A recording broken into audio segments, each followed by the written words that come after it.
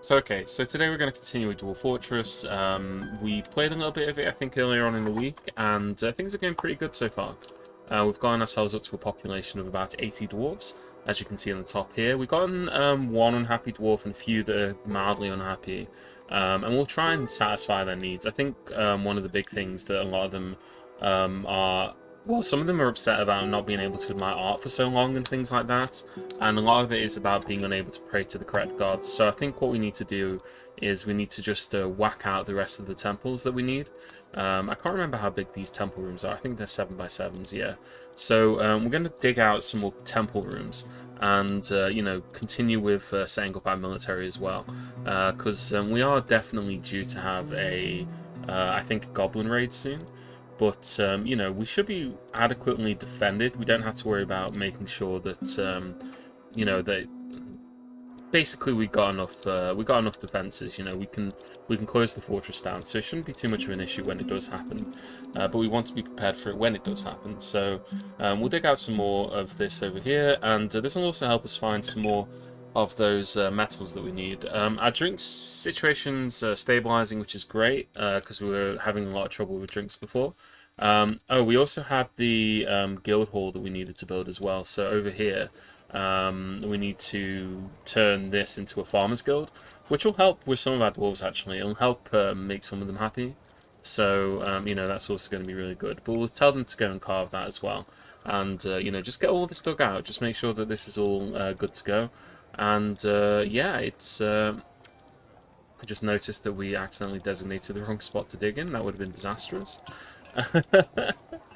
It's important not to do that. Important not to do that. But yeah, hopefully you guys have all had a decent day. It's, you know, it's the weekend. So I've actually got next week off work. So I've got an entire week where I'm not working. So maybe there'll be some more streaming content. I'm not quite sure. I haven't got anything specific planned.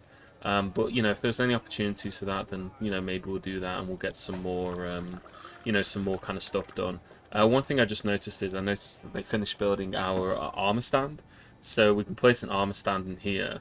And we can also place, I think, maybe they finished the weapons rack as well. We made them out of lead. I know we haven't finished the weapons rack yet. So we got on this here. This is the squad. So we got the rough influences here. And they're setting out comfortably there. I was talking about making bronze as well, wasn't I? I think I already started that. No, I haven't started making bronze just yet. I couldn't decide what to make it out of first, whether to smelt just... Yeah, I was smelting the tin first, and then I was going to make it that way instead of making it from the raw... from the raw, where's it? What's the word? There is a word and I can't remember what it is. From the raw ores, that was it. I couldn't decide whether to make it from the raw ores or whether to just make it from the bars. And I think I went with the latter, but we'll see. You know, it's probably not the most efficient way to do it. But we don't need to worry about too much efficiency. We can be a bit inefficient. Everything else looking good here. We haven't cracked any further down. We're not digging that far down. Humans have arrived, that's good. Humans are great trading partners. I think we have an order where we're making, or at least I know that we should have some crafts available. I might just set up another temporary order. I think we got some bones, so in fact I'm going to check my stockpile and just see if there's any bones that we can get rid of, because it's always something that you get loads and loads of, and there's just no point basically just having loads of them lying around the place. So let's see, bars, beds, bins, body parts, codices, God, where is it? Figurines, we got some figurines, some fish. Why can't I see it? Have I gone completely blind? Or is it in, it's in body parts, that's why. Yeah, so we got loads of like shells, for example. And we got a bunch of bones, so I can see at least 1, 2, 3, like 36 dog bones there, 48 dog bones in fact, 60 dog bones in total. And this is all just junk that we could be making crafts out of, because we're not going to use bones for anything else. I guess the thing we should be doing is we should be making instruments out of bones, because instruments have got high values inherently, and we have got some temples that we're going to have some temples soon, and as you can see, a lot of our temples don't have any things in. So what we'll do is we'll set up a work order to make what are they called? Knobghosts. They're the generic. They're like the generic generated instrument that we can make, and we'll set an order to make 20 of those, and that way we can just use up all of that, all of that dog bone and yak bone or whatever else. What will you stream? Works and resources? No, we're streaming Dwarf Fortress. Works and resources is an interesting one. Like, I'm not sure about that. Like, it's a bit of a, I don't know. It takes a very long time to get anything going in that game. So, kind of been, just haven't really felt like playing it, basically. So yeah, we got on this setup here. So we got on the setup of 5 dwarves, basically.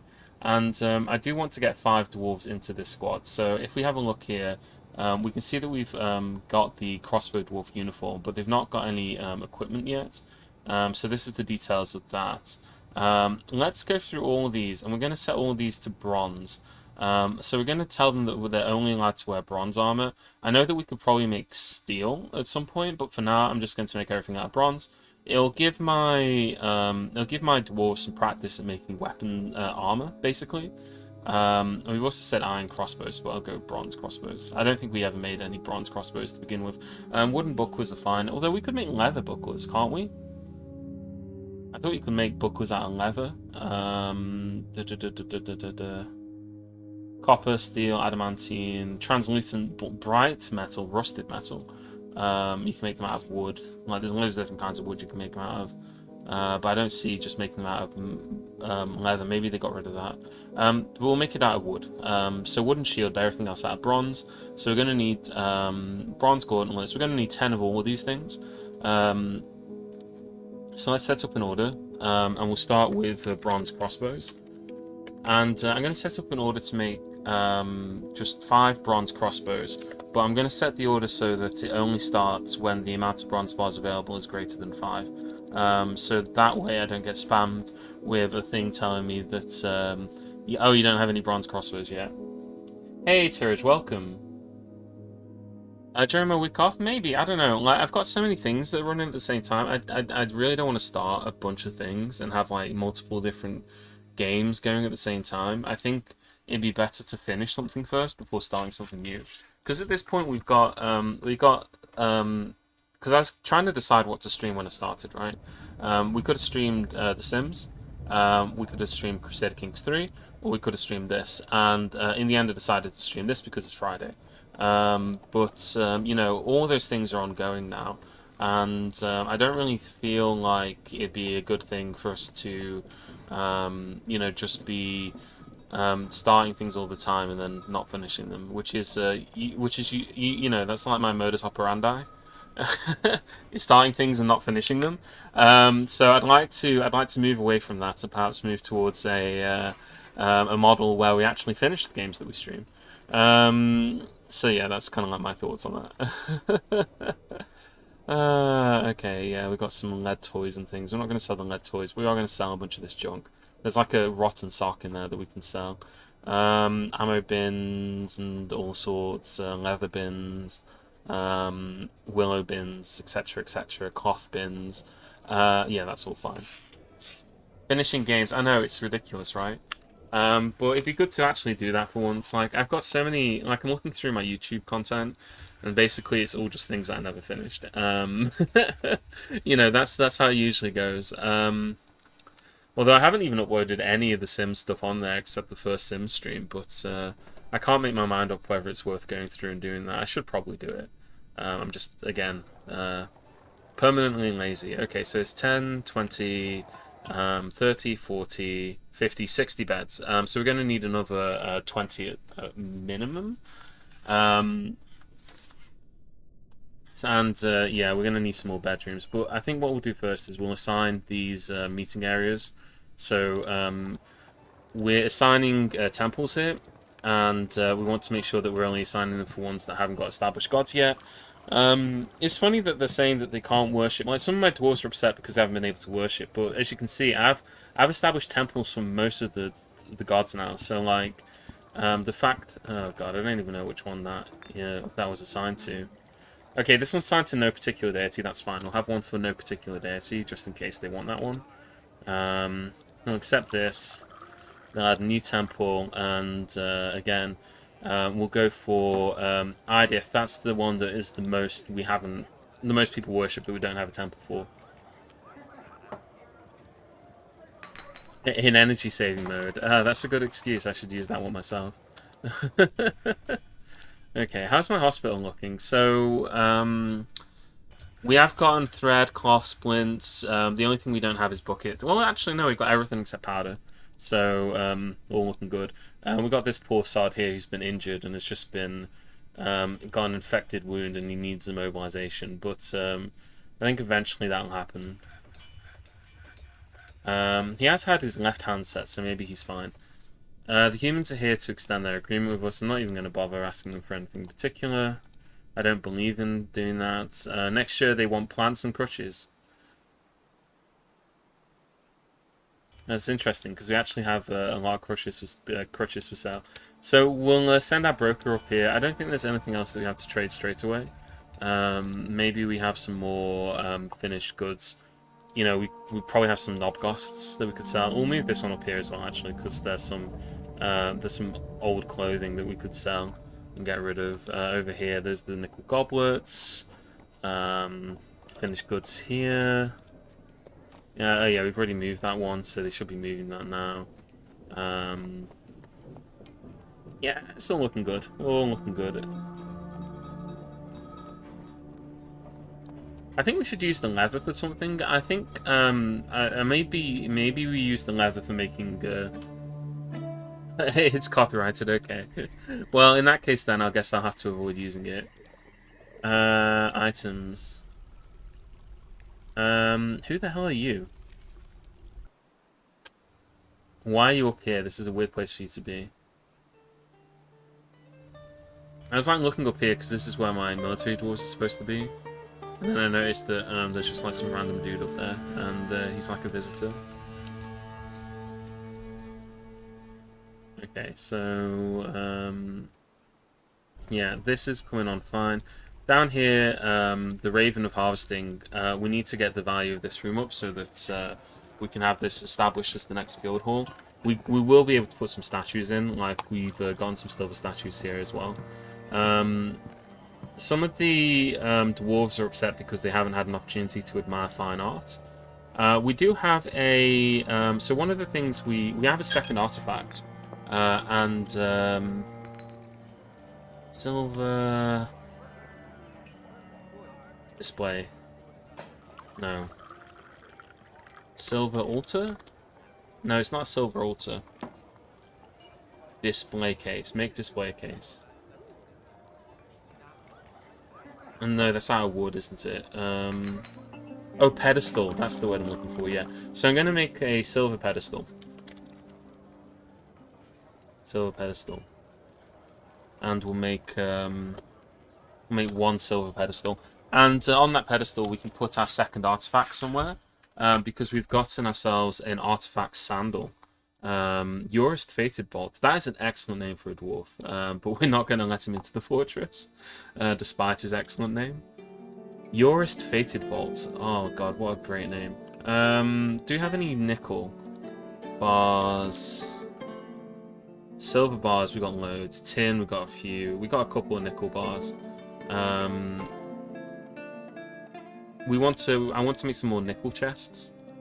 Well, I guess I should make silver chests, really, because. But then again, I've made nickel chests for all the other temples. I feel like we should finish that, and so I need 4 more nickel chests. So let's set up an order for that as well. I don't know why. I just had to use like a variety of different things. Like I've got all these. You end up with all these different ores, right? Like obviously we got the ore of tin here, cassiterite. Garnierite is the one for. Yeah, this is the one that's for nickel. And there's not much of a use for nickel. I mean, I think you can use it as an alloy actually. I'm not sure what it's an alloy for. We should find out. Like, what can you use nickel for?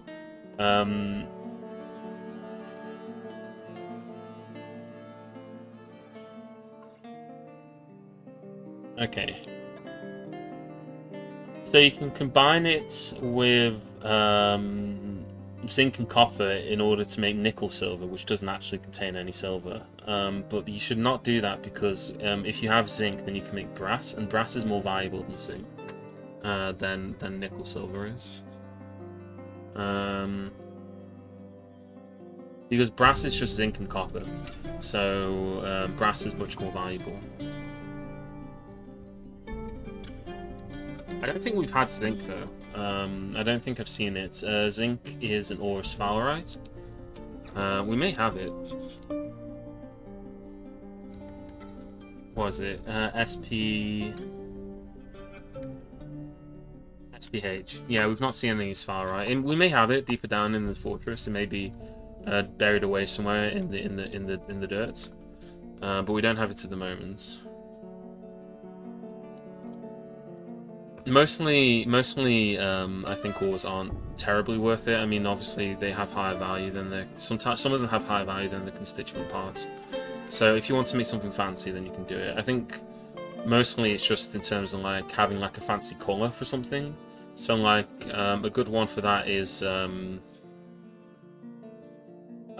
rose gold, because rose gold is a really satisfying color. ITEP treasure guilds. Nope, decline. I do not want any of you nerds in here. Okay, yeah, still not up to Guild Hall standards yet. Again, we're just getting really crap engravings, unfortunately. Means that the value of this room isn't going up particularly high. We have got the silver pedestal, so we could put the pedestal somewhere. Like we could even put the pedestal in this room, perhaps, as a way to.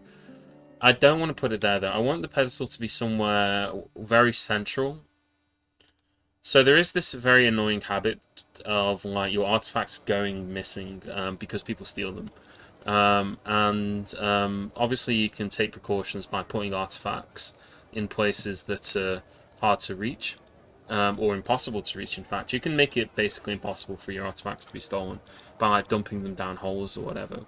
But I want to put this on display. So I think what we'll do is we'll put it on display here, but in an area where there should be plenty of dwarves going past it all the time. That way, if it does go missing, then it should be noticed. We could also put a couple of chains here and chain up a couple of dogs. We've got so many dogs, it's ridiculous. For some reason, that reminded me I needed to trade. Okay, right, let's do some trading. So this guy here, we're going to sell you a bunch of this junk that we don't want. Don't need that anymore. Don't need that or that. Here, have some earrings. I'm not going to sell you the crutches. I may as well just sell the lead toys, I guess. Because we can always make more. Yeah, there's nothing in there that I'd be too upset about losing, so we'll sell you that entire bin. It's a pretty low value bin. Actually, it's got an iron crutch in it. I don't want to sell the iron crutch. Oh, this one's worth so much money because it's actually got the artifact in it. So, yeah, we want to make sure that we do this trade quickly so that the artifact isn't sitting outside. Alright, yeah, let's sell that, that. Orthoclase scepters, earrings, amulets, bracelets, figurine of a dwarf, orthoclase crown, bracelets, figurine of someone called Taran Bones Buried, Adil Diamond Tin, I know that's one of the gods that they worship, a rock salt ring. We're not exactly making like gold rings or anything fancy, we're making like stuff out of rock basically.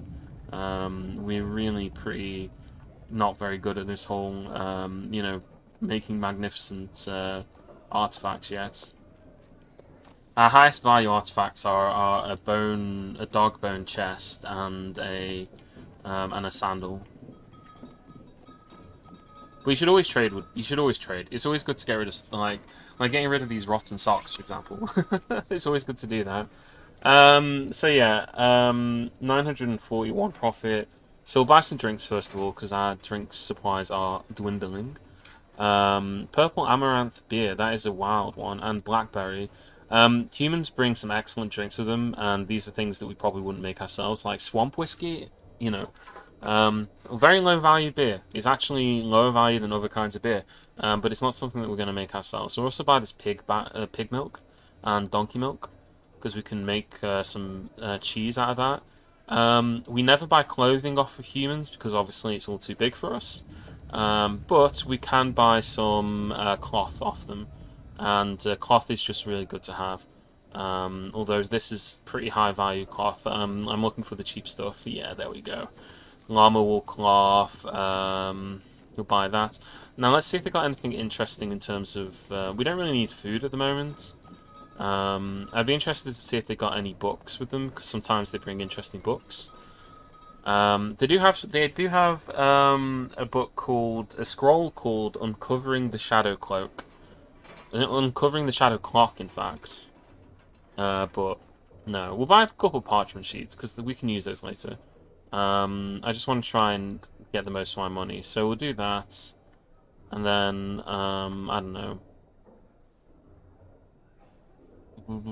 I don't buy plants because there was... I don't know if this bug's been fixed. There was a bug where stuff would basically get stuck in your in bags, and your dwarves would never eat it. So let's just trade these.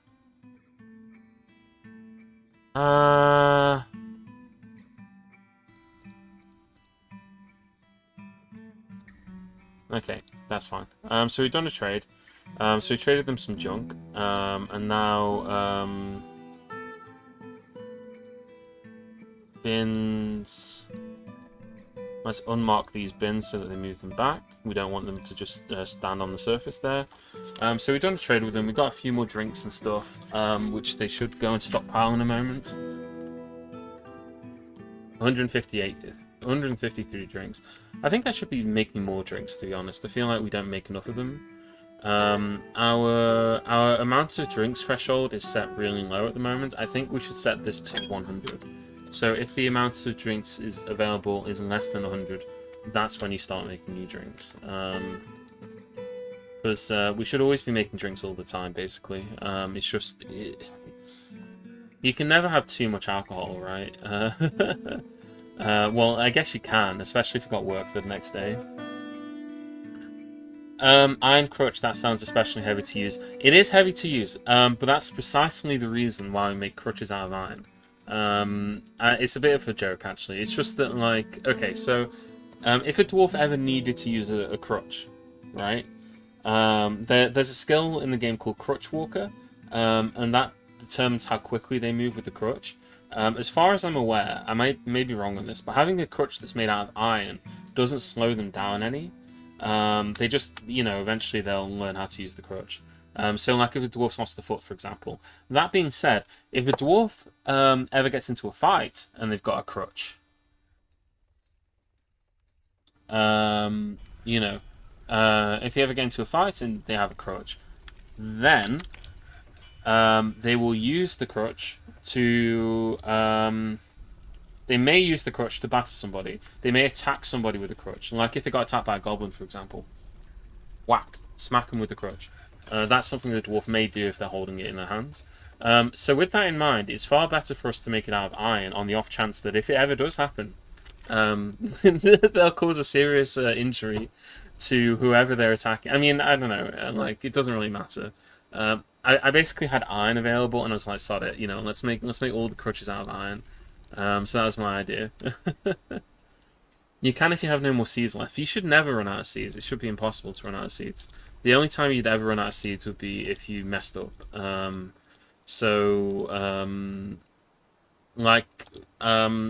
dwarves brew drinks into drinks, they always get back the seeds from brewing them. So you should always have seeds, basically. The only time you'd ever run out of seeds would be if you were doing something that didn't return the seeds back to you. Which I believe is basically restricted to cooking plants, which you should, generally speaking, avoid doing.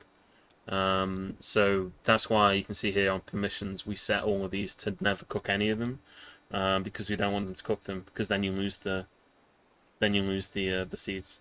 I can't remember exactly how it works for things like rock nuts are a bit of a weird one, because rock nuts themselves are the seeds, but they're also the product.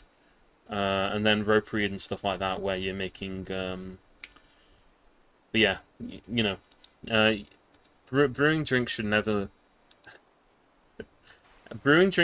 make you run out of seeds. By the way, we now got somebody visiting the fortress, somebody interesting. So if we go to other over here, you'll see that we've got this guy here. His name is Bim Katan Ilun. He is a dwarf limeacre gaunt zombie. So we got a zombie here in the fortress. He's just checking out the fortress. I always love it when stuff like this happens, you know? Let's zoom in on him. I wonder what he's up to.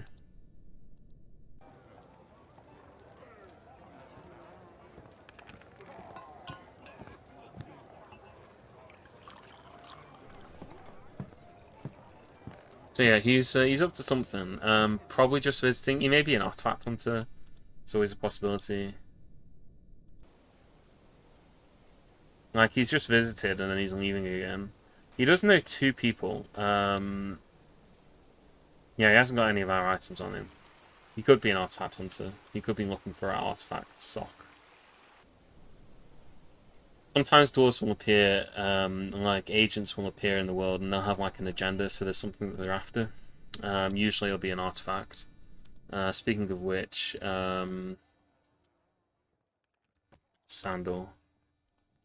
The friendly sheepwool sandal. Put it on display. Merchants are leaving soon. Okay, so we've gotten 2 more spaces here. So we set this up as a meeting area here.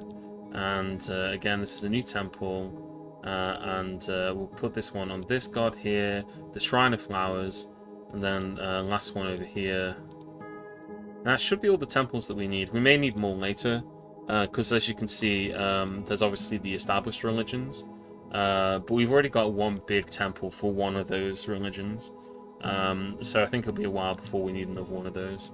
Up here. So yeah, how's this guild hall coming on then? So this is, it's not quite there yet in terms of the value, so we need to put some stuff in there to get it over the line. And I don't think we have any spare statues, do we? We'll find out in a second. We have 1 silver statue, a silver statue of a forgotten beast. So we'll put that statue in there. We'll make a couple more silver statues. I think we should just set up an order to make 10 silver statues. Make silver statues, make 10 of those. We're always after statues and things. Like, it's always good to have. You know, it increases the value of our fortress, which attracts more people. Although it does also attract more attention. We're now officially a town, by the way. We're officially a town. Just in case anybody was curious about that. Okay, I think what we're going to do is we're going to start doing some new bedrooms over here. And I'm just going to plot these out like so.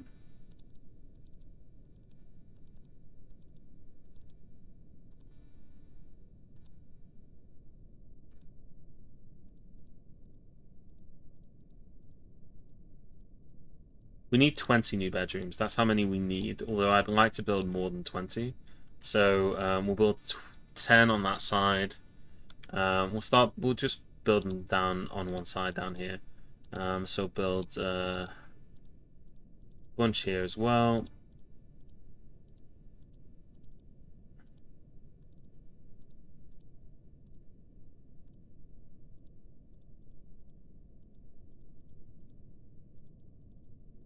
We're also going to need more cabinets. I noticed that we don't have cabinets in a lot of our in a lot of our bedrooms. So we're going to need to get some cabinets in. So that's another 20 bedrooms there.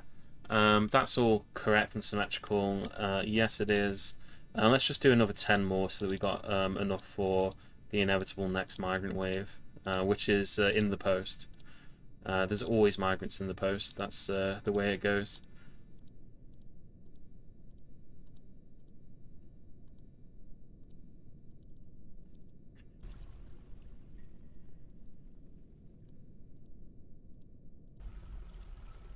Yeah.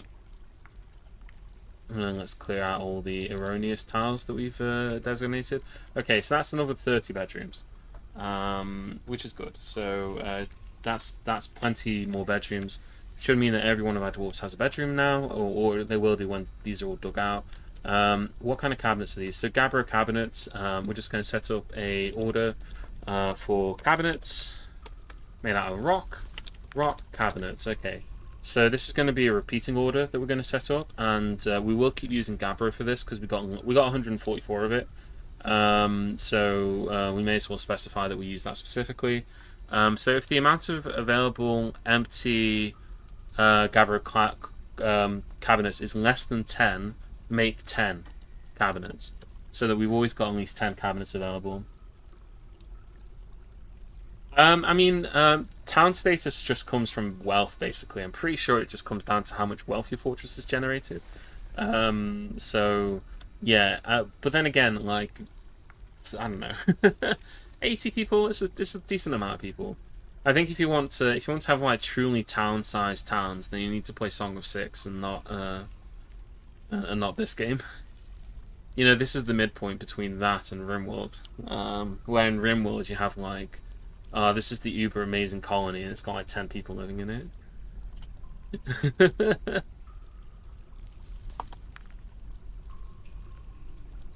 But hey, whatever floats your boat. So yeah, we'll place some doors. Okay, we've only got cedar doors.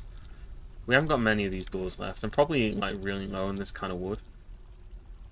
In fact, let's cedar logs. I've got 8 cedar logs. Make wooden door. Let's set that to cedar. Let's go cut down some more trees. Chop, chop, chop, chop, chop. Ginkgo wood, persimmon, bayberry, apricot. There we go. There you go. I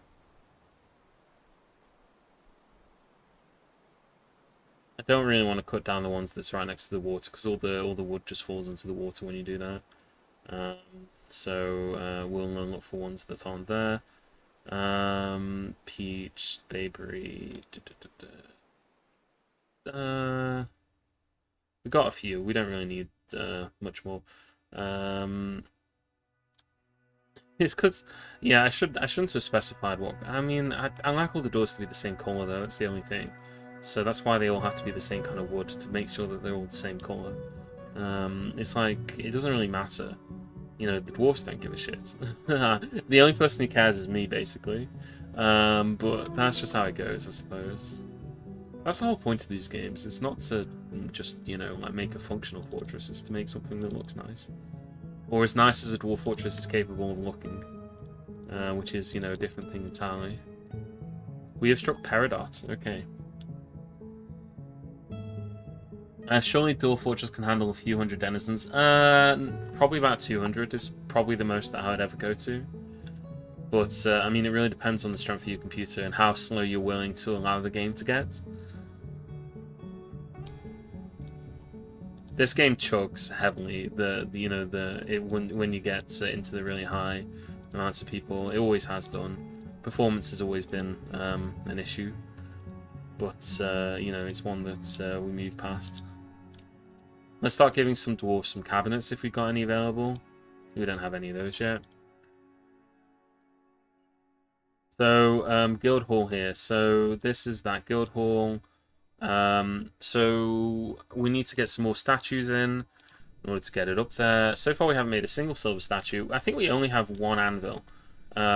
We got one metalsmith's forge, which is no doubt the reason why it takes us so long to get anything done, as far as like metal's concerned.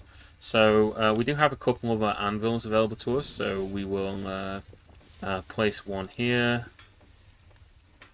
and we'll place one here.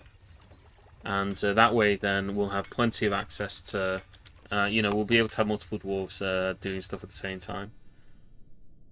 3 should be enough for now. You know, ideally we want to have a lot more later.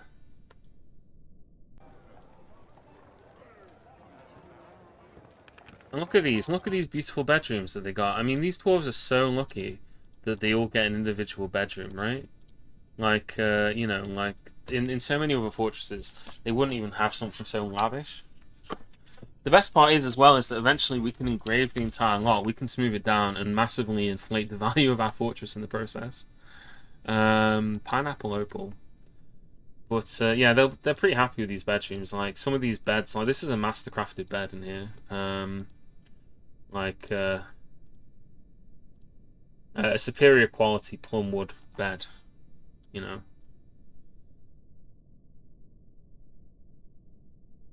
uranium ore. Dwarves aren't affected by things like radiation.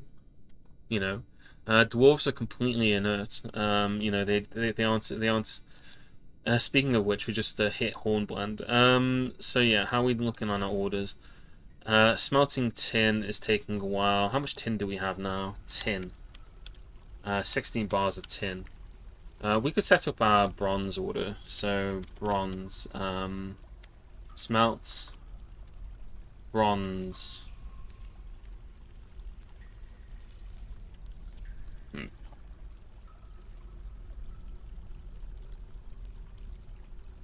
For some reason, when I type in smelt, it doesn't come up. I'm not sure why that is.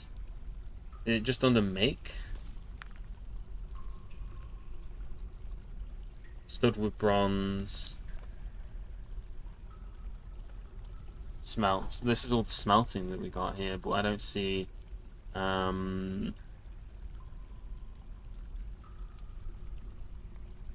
what the name of the actual order is. It would be under smelter. I guess it's just make bars. Make bronze bars using bars is probably the answer. And I'll set that to how much? What goes into making a bronze bar? So it's one tin and one copper. Dead easy, dead simple. So we can set up an order which is just if the amount of tin bars is greater than 10, and the amount of copper bars is greater than 10, then make 10 bronze bars using bars. And then that way they'll have a repeating order that will just make us more bronze based on how many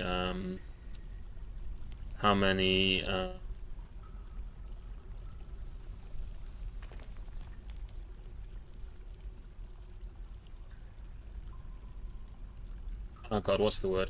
Based on how many you know, just tin is available in the fortress. So if we're constantly smelting it, then that should just keep making bronze. And that should give us 20 bars of bronze, which should be enough to start outfitting our dwarves with armor. Can't have a tin without a tin, precisely. You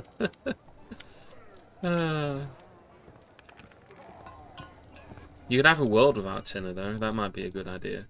God, this whole fortress is like incredibly low value fortress. We don't have any doors, do we, though? I want 2 more copper doors, just because I've used copper doors for all my other ones.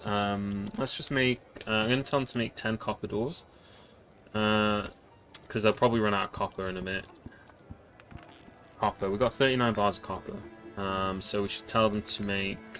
we should tell them to smelt all the tetrahedrite. Just like, if tetrahedrite is available, smelt it, basically. Smelt...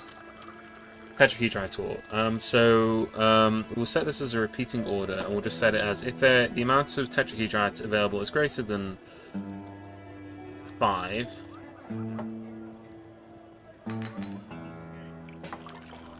smelt 5 tetrahedrite ore.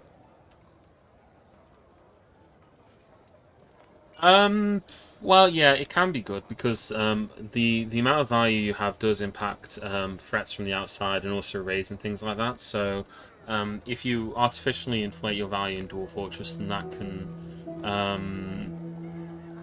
can cause issues.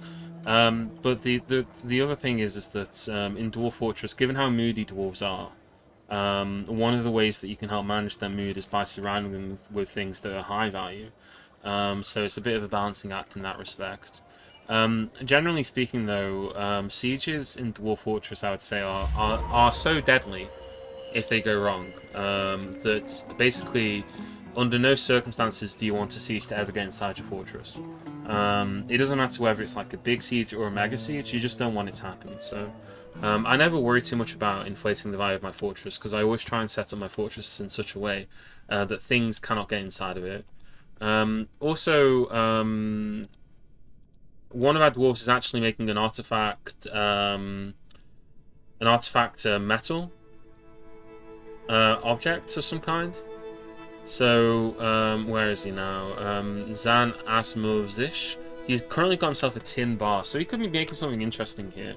It's always good when... Oh. Starving yaks.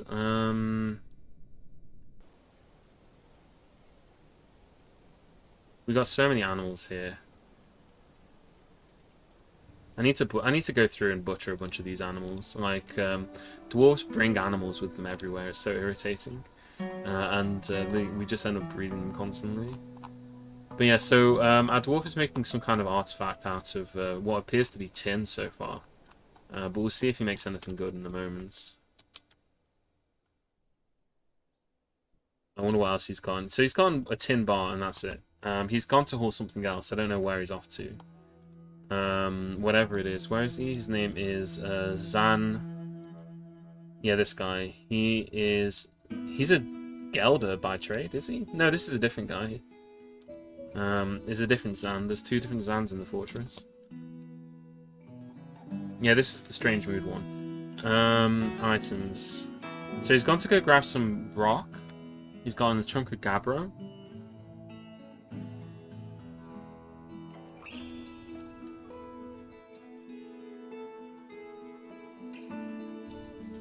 That's why it's taking him so long, because he's hauling that down the corridor. Like, the other thing is as well, your value is going to be inflated because dwarves will strange mood themselves. So your value will go up, like, from artifacts and things. It's not hard to skyrocket your value. As we are doing now. Like, this guy's making something out of metal. Even though he's making it out of really low value metals, it'll be worth a lot. He's gotten some rough smoky quartz as well. Low value gems. Low value rock. Low value metal. All of those low value. Also migrants have arrived. We've got 9 of them. Any interesting ones? Blacksmith, peasant, glazier, fish cleaner, soap maker, presser, mason, potash maker, soap maker. Oh yeah, that's also true. But I'm just talking about in terms of value at the moment. To be honest, I think that the differences in terms of materials are a bit overstated.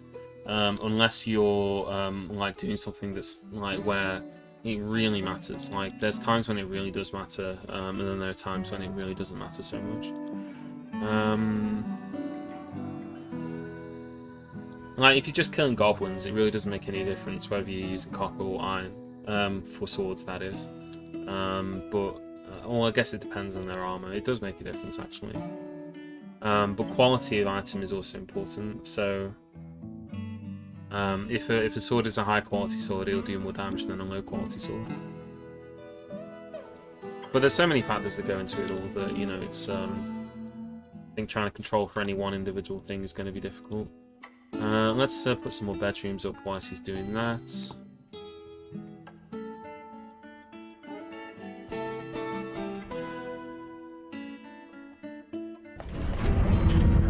Oh, okay. Zan Asmuth Zish, metalsmith, has created Farashon Shen, a tin crown. He offers it to the romantic roofs. So let's have a look at this artifact that he's made us for them. So it's an artifact crown called Creed Chance. This is a tin crown. All crafted worship is the highest quality. It is studded with tin and encircled with bands of round Gabbro cabacons. This object menaces with spikes of smoky quartz. So those items that he took, the value was like 50, I think, if you added all the items together. And this crown's worth 3,000. So you can see how the value inflates massively. Now, if you'd used better materials, if you'd used silver or platinum or gold, for example, it'd be worth a hell of a lot more. It could be worth considerably amounts more. And you can force them to use specific items. You can use them. You can kind of cheat the system by strategically barring certain items from being used to force them to use specific kinds of metal. I don't tend to do that though, because I just like to see whatever daft shit. You know, like if he made a tin bed or something, that'd be incredible. I would love him to death. Although I don't think he can make a bed out of tin, which is unfortunate. Furniture, statues. Have we got any statues yet? Yes, we have a couple. We'll just put 2 random ones in there. And how are we looking in terms of our other orders? We haven't made any metal doors yet. And we have gotten some cabinets coming through. Furniture. Cabinets. And let's start placing some cabinets in some of our dwarves' bedrooms. So far we haven't really needed cabinets, but it's always a good idea to get them. Dwarves store rotten clothing in cabinets, as you can see here. So all these cabinets just have all these dwarves. I mean, I guess if we didn't give them cabinets, then we could just sell them more easily, but I don't really find. I'm going to be right back 1 second, but only for a moment, so just need to pop to the toilet real quick, so I'll just be 1 second.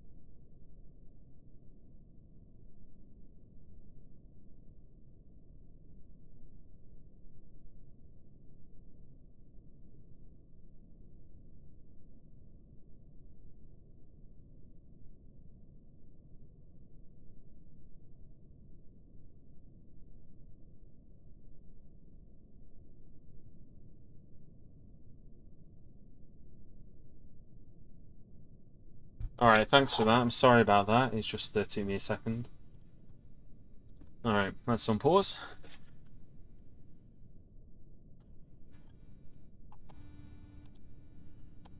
You know, we're really overdue something nasty happening. Although something nasty is happening in here. What's going on in here? Oh, there's rotten cheese. How do we end up with rotten cheese? Are we really not eating cheese fast enough? It's just rotting in storage? Alright, let's dump both of those. We've got a mandate from the mayor. So we go to our nobles to see what he's mandated. He wants us to make quivers. Of course he does. That's not so bad. It's not the worst mandate in the world. He'll probably tell us next that we're not allowed to sell quivers. Let's just make 10 of them. We got the level for it. Yeah, mandate. Hey, tactics. It's going pretty well at the moment. So we've got our mayor here who's just demanded that we make him some quivers. He's also upset because he doesn't have a proper... oh, he's also our militia commander. He's also our mayor. Okay, interesting. He's upset because he doesn't have a proper study and all these other things. So we need to get him like all these things at some point. I've been putting it off because I don't like mayors. I don't like nobles. I don't respect them. I'm not sure where we're gonna build it though, because like we need to have a place to build it. Maybe we could build it on a new level. Like maybe we could just have, I don't know, like mayors on this level or something. No, we should have it on this level, I think. So we need to have a bedroom for our mayor. We're also we will eventually need new things for other nobles as well. We have got space here, so let's just do a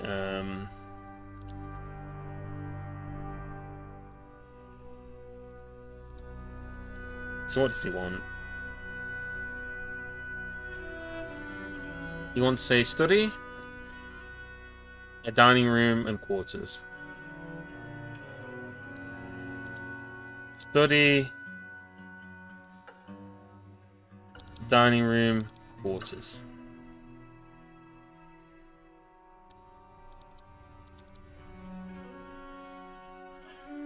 Well, that's actually too big. I think we will shrink that by 1.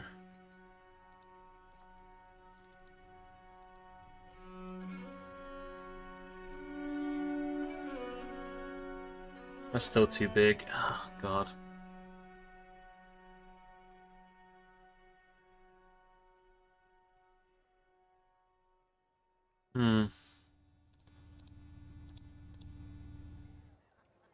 Yeah, I think that's better. Because what I'd like to do is have like a corridor that goes up here and then it like connects around there. And then that fits that in there, kind of neat. You know? And we could do a similar one on this side as well. We're not going to need a noble bedroom for anyone else anytime soon. But it just lets me continue mirroring kind of what's on each side. So we would have like a 4x4 and 4x4 here, like so.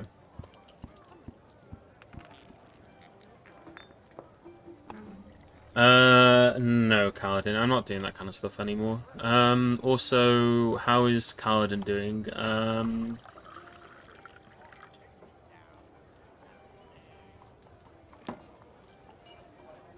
Yeah, I mean, you're fine at the moment. You're just worshipping. You're not particularly unhappy, but you're also not happy. You're kind of bored, apparently. You've been upset because you haven't been able to pray to Taran Bones Buried, the fatal dust, for too long. Also, you got a quote here. Friends are future enemies. I don't see the difference. People do as they must. Which is a very interesting outlook on life to have. Like, that's a very interesting outlook for somebody to have. So yeah, we'll just tell him to dig all this out here, and then we can get ourselves a mayor's bedroom. We'll make everything in his room out of lead because it's funny, and also, yeah, sod the mayor, I guess. Don't like it? Well, you know, put it, you know, tough basically. We've got some copper doors.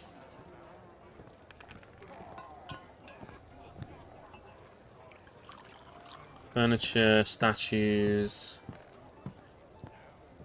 Oh, what's this a statue of? This is a well-designed image of Adol Diamondtin, the deity of caverns and mountains, depicted as a male ferocious cave crawler. And he's striking a triumphant pose. And then this one over here is... don't forbid it. This one is a statue of Zutan Abirung. So that's one of our dwarves. This is him being appointed to position of bookkeeper.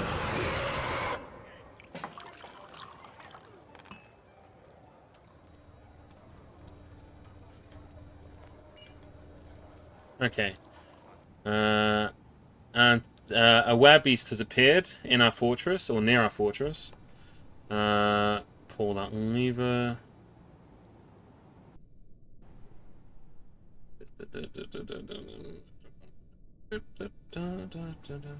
We are overdue something nasty happening. Okay. I forgot where all my levers were, though. Pull. Pull. And then pull that one as well. That's entrance bridge. That's, what is this one linked to? Show linked buildings. That's linked to that bridge there.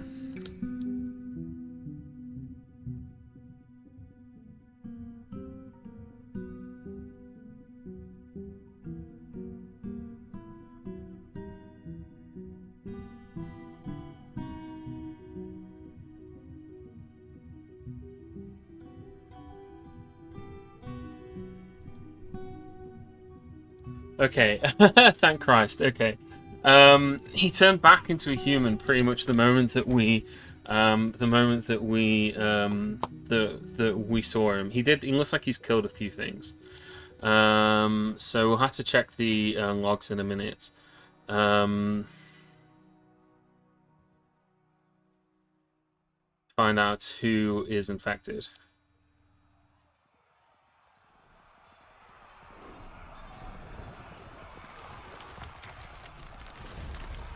In fact, I'm looking on here.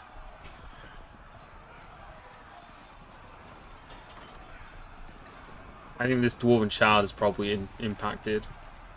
Hopefully the dwarven child just dies. That'd save us a lot of trouble.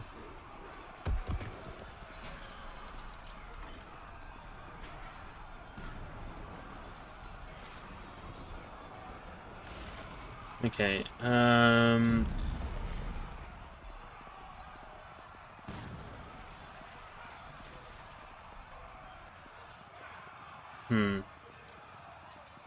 So the werebeast is transformed back into a human, which is good. We don't have any kind of militia force to speak of, so we can't really go. We could send a bunch of dwarves to go beat him to death, basically. This guy, I'm almost certain, is hopefully he dies, because if he just dies, then he's a dwarven child. I don't really mind him dying. I mean, it'll upset some of my dwarves, but he's also wearing 2 different crowns. Okay, interesting. But yeah, if he dies, then that deals with that. I don't think anyone else has been impacted. This guy here, no health problems. Our rhesus monkey is dead. A bunch of our animals are dead. But a lot of them have survived as well, which is good. Doesn't look like there are any other dwarves, so it is just this dwarven child. We can't exile him because he's a child, and if we exiled him, his parents would also be exiled. What we could do is we could just keep the gates closed for the time being. This guy here, Malfol, the animal dissector, you are currently in here anyway. Let's put this squad on ready. So we set this squad to ready here. And then we will... Where is the button? Positions in the squad. Assign position. Then the name was Malfol, wasn't it? Malfol, and he's an animal dissector. Yeah, this guy here. So I'm just going to put him in the military squad. And I'm going to tell him to go and beat this guy to death. Who else is around here? There's a couple of dwarven children. That's Brelix and Onel, a mechanic. You know what? We'll just go. We'll just see if he can beat the unarmed man to death with whatever it is he's got on him. And he's chasing the unarmed man around, who's now.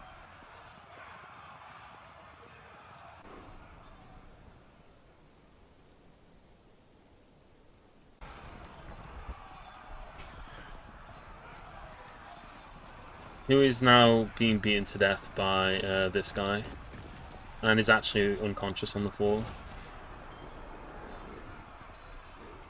His neck is torn, yeah.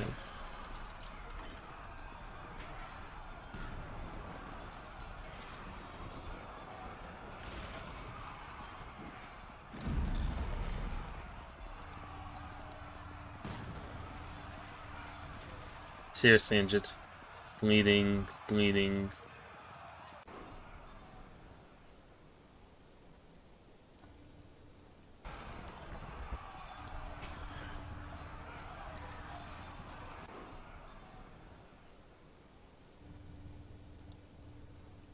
Okay, my dwarf has also fallen unconscious, exhausted himself beating this guy to death. But that's fine, so long as the werebeast just bleeds to death. Whilst they're all locked in here. Nobody can get in and out at the moment, so we are safe at the moment. We'll just have this one recruit just bash this guy to death until he succeeds in killing him. And then we're going to keep the gates closed for about a month. Yeah, very lucky transformation timer indeed, definitely. But we're going to keep this gates closed for a month. We're going to see if this child bleeds to death. And if it does, we will open the gates. But for now, everything's contained. We'll just keep an eye out for an alert telling us that the child has bled to death.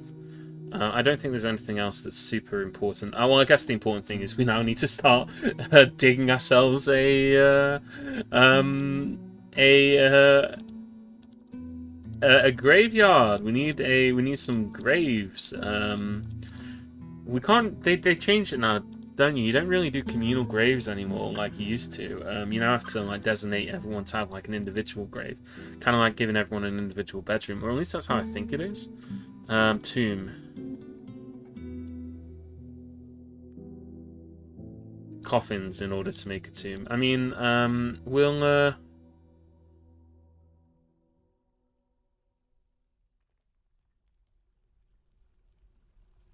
what I'll do is I'll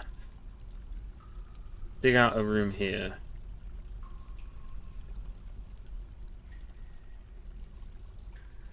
I like to do like an alcove room, so you can have alcoves at the side that you can put coffins in.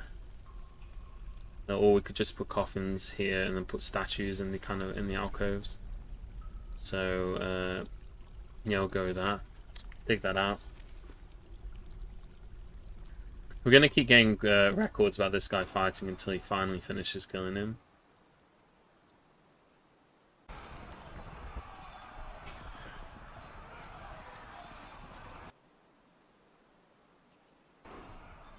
He has been impervious to the causes of stress ever since he got caught in the rain.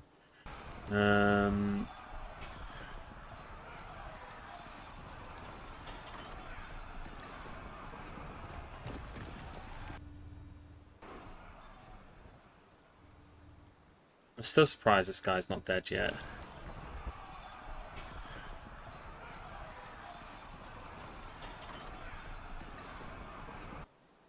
Stray baby alpaca's been missing for a week.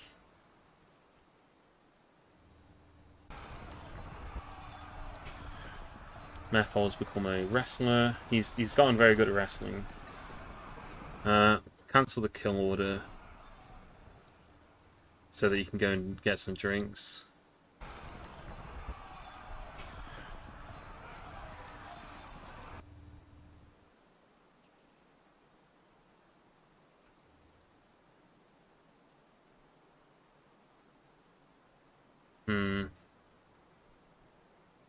I still don't want to open this gate. I want to wait a month. So when is the next? Where would the werebeast transform? So werebeasts transform dates. So today is 25th Galena. So 13th of Limestone. So we need this guy to die by the 13th of Limestone. We need both of them to die by the 13th of Limestone.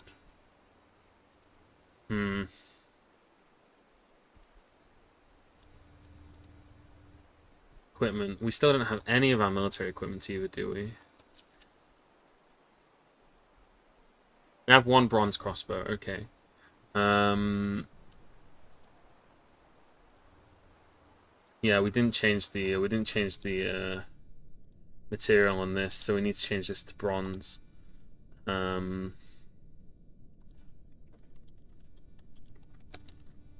Crossbow dwarf, confirm and save uniform. So he should now be able to go and get himself a crossbow. So we could send our mayor in, I suppose, to just go and crossbow the werewolf to death.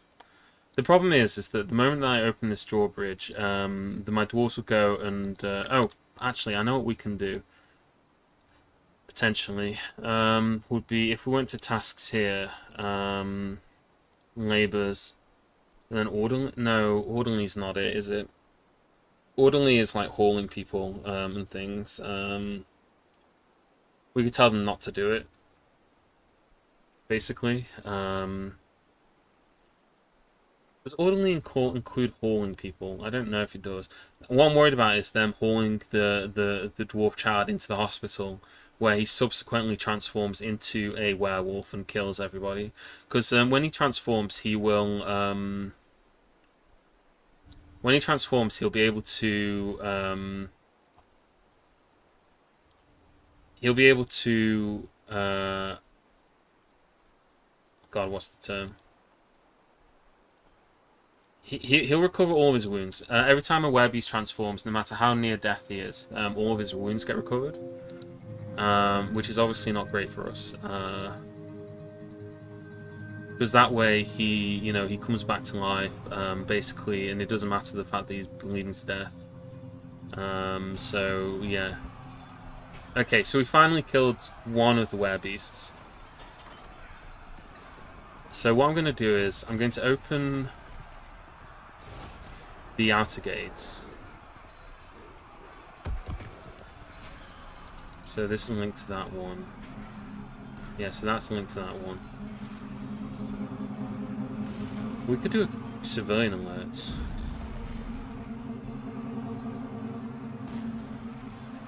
Okay. Which is a feature that we get thanks to Dwarf Hack, actually.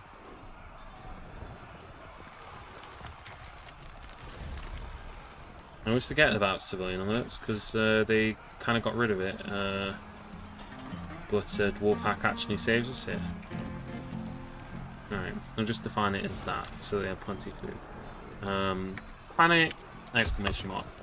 Configure a civilian alert.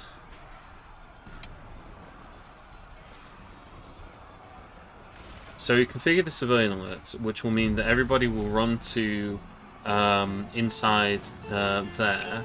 And then that means that if we open this drawbridge, then the dwarf child should not be hauled to the hospital, because nobody will be able to do that task because it will be cancelled, because he's outside of the civilian alert, which means that we can then open this drawbridge.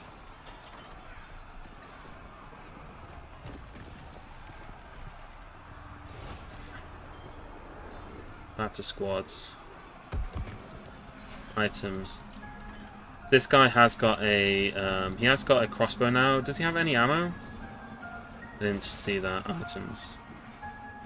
He's got some ratweeds in his backpack. I don't see any ammunition.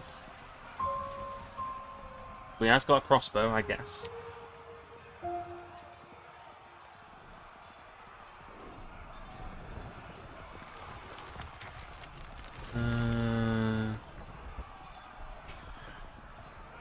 You know what? What we'll do is we'll open the drawbridge so that the one dwarf who's in there can get out, and then we'll close it again and just leave the child in there.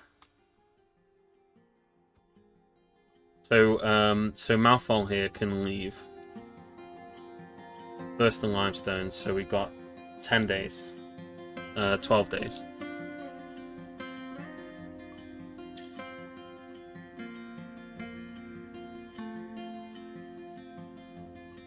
What information?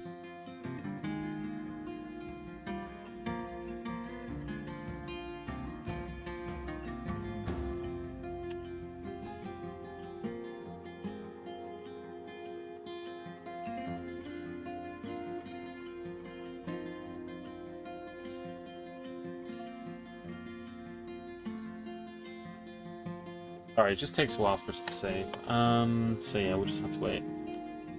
Right, there we go. So now that he's clear of the gates, we can then pull this lever again.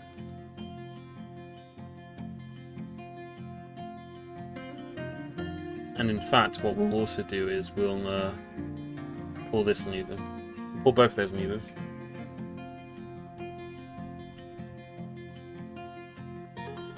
Yeah.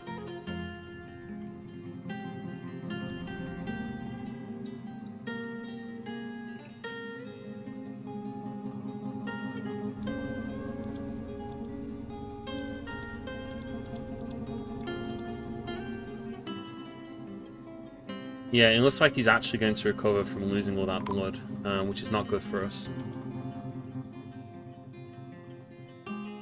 Wait, what?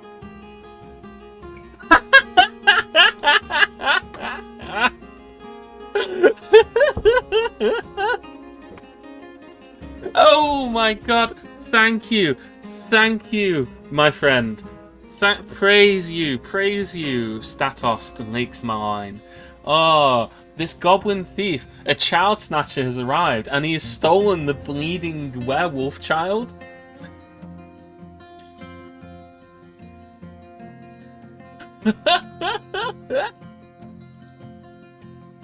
He's put him in the sack. He's got this kid who's bleeding to death, and he's got him in the sack, and he's gonna kidnap him.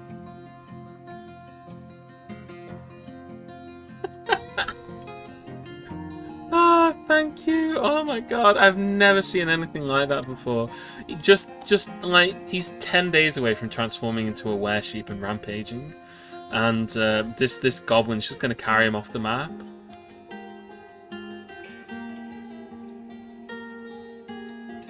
Where is he?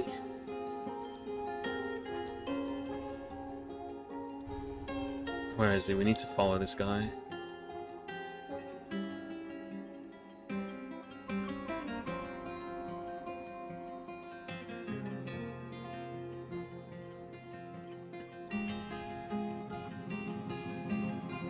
Go on, you don't realize how dead you are if you don't make it off this map.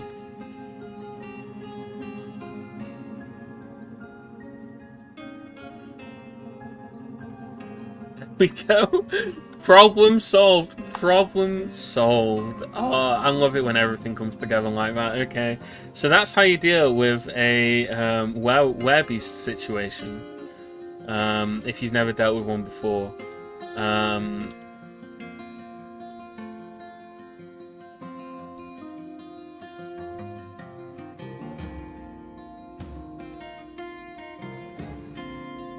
Now I can clear the civilian alert as well, and then we can just get back to business. We need to dump this body, you know, like dump it in the water where we dump everything else.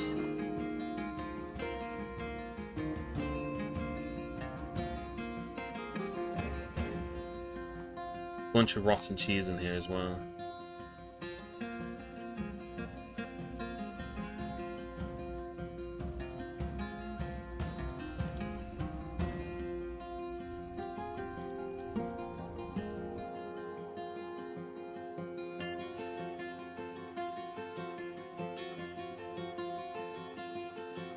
Yeah, we just dump it. We just dump it all into the water. So we just leave his corpse in the water here. After he got beaten to death by our we may, you know what? We may as well keep that animal. We may as well keep that. Because I was thinking we need to assign people to the to our military, right? We need to assign positions to the military. We may as well keep this guy in the military because he's got a kill. We need to assign some people else. So we need to just assign some nobodies, and we'll be going for peasants. So we'll assign that guy. Just anybody who's not going to be useful. Siege engineer, that's a fake job.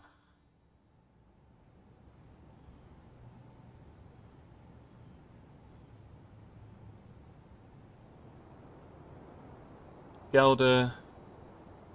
And this hunter. 1, 2, 3, 4, 5. Yeah. Batter squad.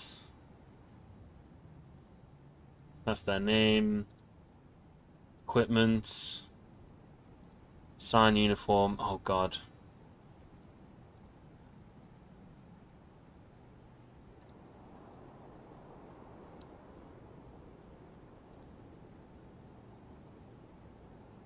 Yeah, there we go. So they've all been assigned their uniforms now. You were thinking the same thing, were you? Alright. So, yeah, we do have a bunch of dead animals, though. I think we're just going to have to dump... Well, we need to change our standing orders for a little bit. So, tasks... where is it?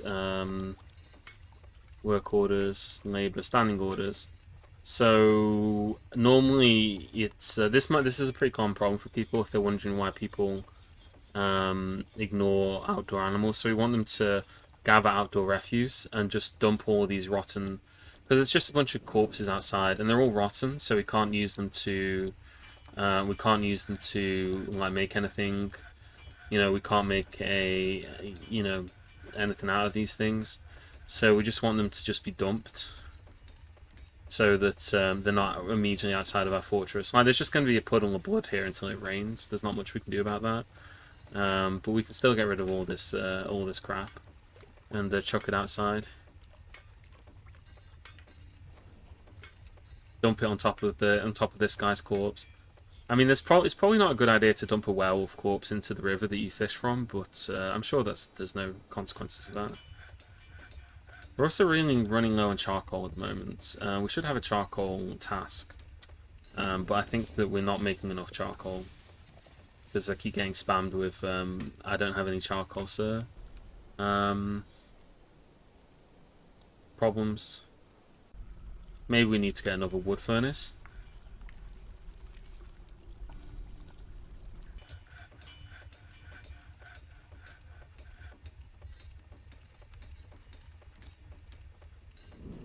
Get some more wood furnaces in here, because we desperately need charcoal at the moment.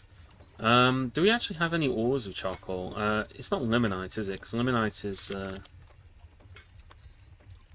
is an ore of iron. Yeah. No, I'm thinking of something else. There is one that's like Is it Limite or something? I don't know. There's two different ones I'm thinking of. I can probably check actually by clicking on here. Add new task, make charcoal. No, it's not here, is it? It's a smelter, new task.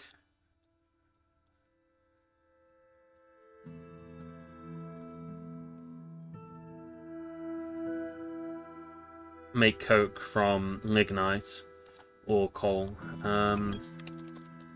We do have lignite, so we should make coke from lignite. Should use all that lignite because it's very efficient for our fuel.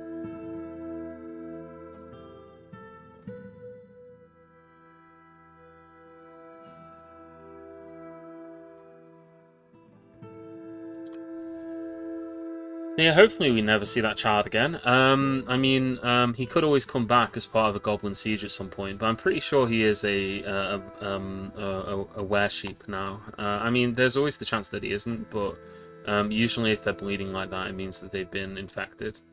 Zephon Mountain chance, go away. So yeah, he's just going to exist in the world somewhere. I don't think he'll bleed out to death either. So maybe we'll see him again. Maybe he's going to come charging back into the fortress in a year's time. But for the time being, you know, we've been saved by the kindness of the goblin thief. You know, who says the goblins can't contribute to society? You know, evidently they can. Right, and that's one less dwarf child eating food in our fortress. You know, and that's also excellent because you know, far too much of that. Far too many dwarf children in this fortress. Alright, let's put some more beds in. So we're just throwing all the beds that we've got available so that we can, you know, get some more bedrooms. That's some more bedrooms assigned. I'm setting up a couple more wood furnaces here just so that we can smelt more of this wood that we got into charcoal a bit faster, because at the moment we could really do with some charcoal. That's kind of like the main concern that we've got at the moment, I think, in terms of that. We should have a look at our squads then and see what kind of... oh, we should have a look at our bronze. What's our bronze situation like? So at the moment we've got 10 bronze bars. So we could make a little bit of equipment, but not much. So, yeah, at the moment we've gotten... 3 of them have gotten crossbows. Only two of them have quivers. Okay, I just need to keep pressing the update equipment so that they... Because we should have quivers available for them. There's but I'm guessing they're not going to do it until there's crossbows available for them.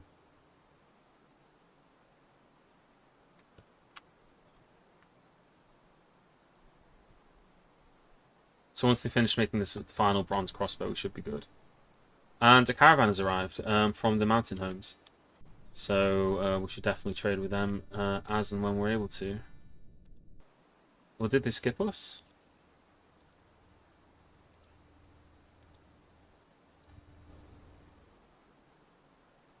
Were they not able to make it onto the map somehow?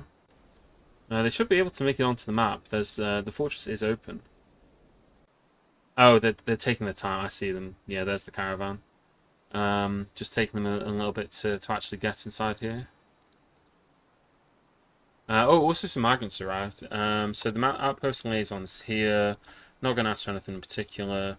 Let's move some goods up here. So we're after just anything that we can sell them. I'll sell them these cages for a start, because we've gotten these wooden cages that have just been sitting outside the fortress. We don't need those. And we'll then look at our bins. So we should have some more crafts, although I don't think we're going to have many, because I haven't been telling them to make any crafts at the moment. Look at all these nickel goblets that we've got. We've got so many. Tin bars. We haven't made anything of value that we can sell. It's a big problem. Big problem. Okay, well, let's see what the outpost liaison is saying. I'm just going to ignore him. He's going to want goblets next year. I don't really want to sell my goblets, do I? Let's make some crafts then. So we've gotten, like I say, we've gotten a lot of What kind of bars do we have at the moment? We could make some silver crafts. Should be high value. Yeah, I think so. Yeah, let's do it. Let's make some silver crafts. Silver crafts, and we'll just make 10 of those. So set up an order for silver crafts, and then we'll be able to make some of those. May not be able to make them fast enough in order to sell them this time around, but we'll have some that are in stockpile ready for when we're ready to sell them. Oh, a Craft Dwarf guild has also been established, so we're gonna have a desire for a Craft Dwarf guild soon. So we'll need to set up another one of these rooms. In fact, let's just get started on that because we can certainly anticipate what they're gonna want. So we'll set that up straight away. Starving course.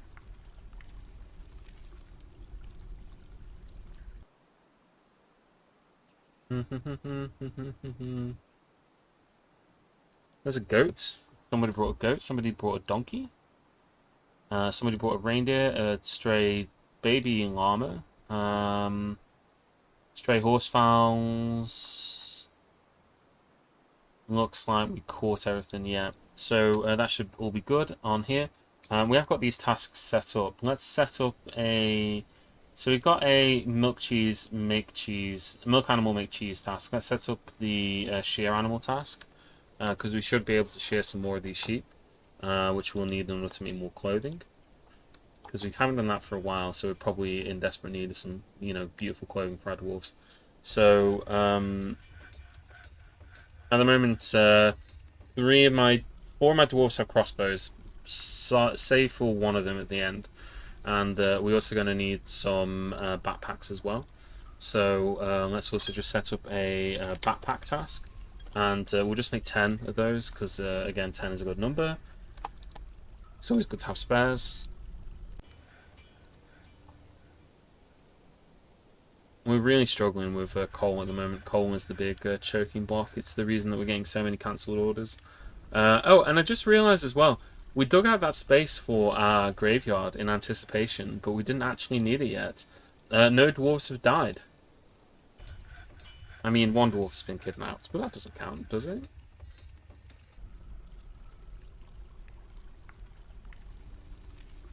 This is only checked every month. This should be checked every day. Checked daily. That's why. So they should be checking the charcoal task every day to see if the conditions are met in order to make charcoal. But they're not. They're only checking it every month, so they're only making a maximum of 10 charcoal a month. Whereas I need them to be checking that constantly so that they can do it as and when they need to. The Helmed Hall has many members in Sealwasps and now requires a guild hall. The location must be built and furnished with a hall designated for a Craft Dwarf guild. So we'll approve that petition. We always approve guild hall petitions, and we've already gotten a space designated for it. So let's set up a meeting area over here, and this is going to be where our guild hall is going to go. So we're going to have our guild hall here for our Craft Dwarf, and established on, and we're just going to look down the list. Where is it? Oh, we can just search. So S Craft Dwarf Hall. The Helmet Pillar. So this is going to be where Craft Dwarfs are going to hang out and lead demonstrations and things. So that's going to be good. Oh, and we also designated a space for ourselves to have our mayor have an office and all that jazz that he wants. So, our mayor's going to need a quarters, study, and everything else. Let's start by just designating a bedroom for him. So we'll stick a bed in the corner here.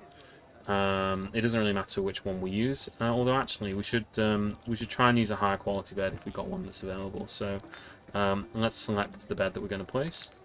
We've got finely crafted beds. We haven't got any master tier beds, but we've got some. We'll go with this peachwood bed. That in the corner there.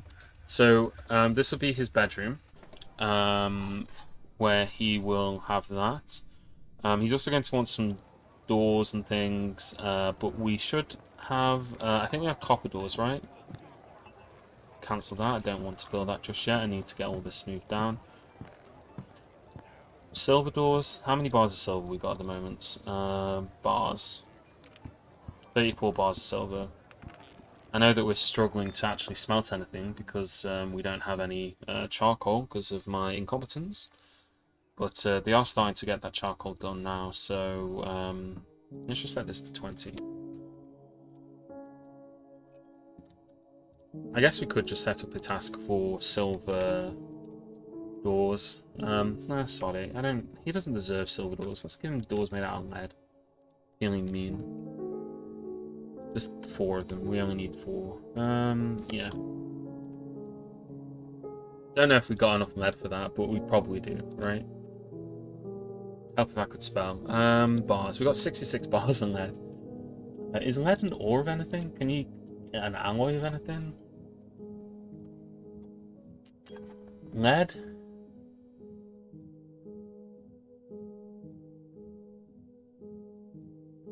Okay, lead can be... okay, we can alloy it with tin and copper to make lay pewter.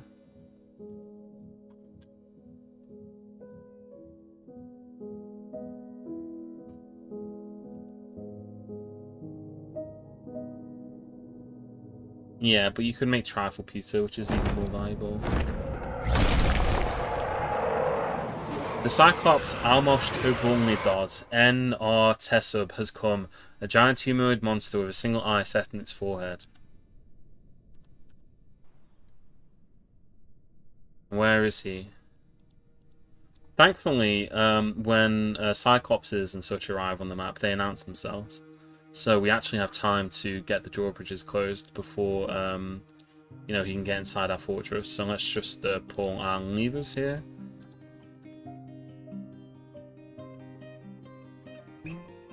If anyone can get around to that, that'd be excellent. So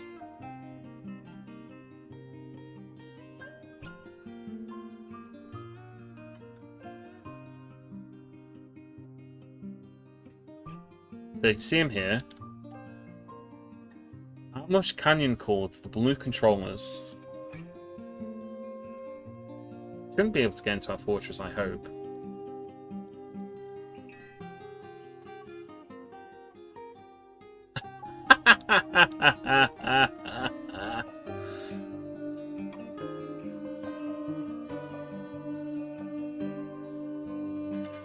Don't know if you saw that, but basically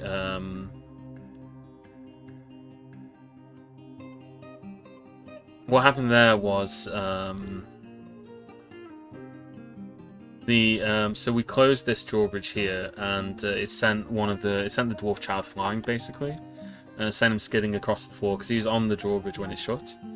We can close the inner gate. So I think this is the one. I'll just quickly check and make sure. Yeah, we can close this gate because he can't get inside. I just always close both of them just in case. So the Cyclops has pulled a cat to death. He's going to stick around for a while. Usually they do. So he'll stick around outside and just be an uninvited guest. He's only a Cyclops though, so he's not the scariest thing in the world. In terms of their skills, you can see here he doesn't have any combat skills whatsoever. He doesn't have any items, so he's completely naked. So if we get him with a good shot from our crossbows, that'll probably knock him over.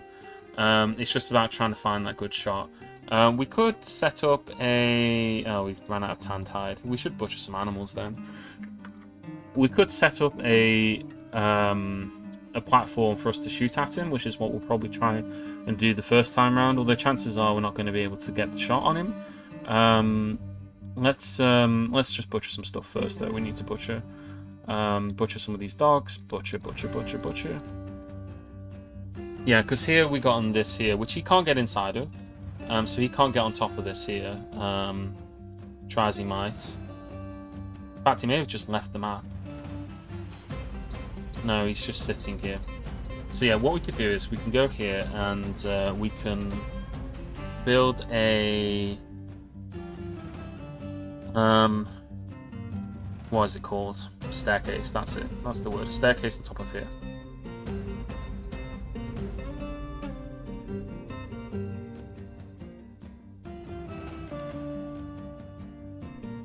be accessible.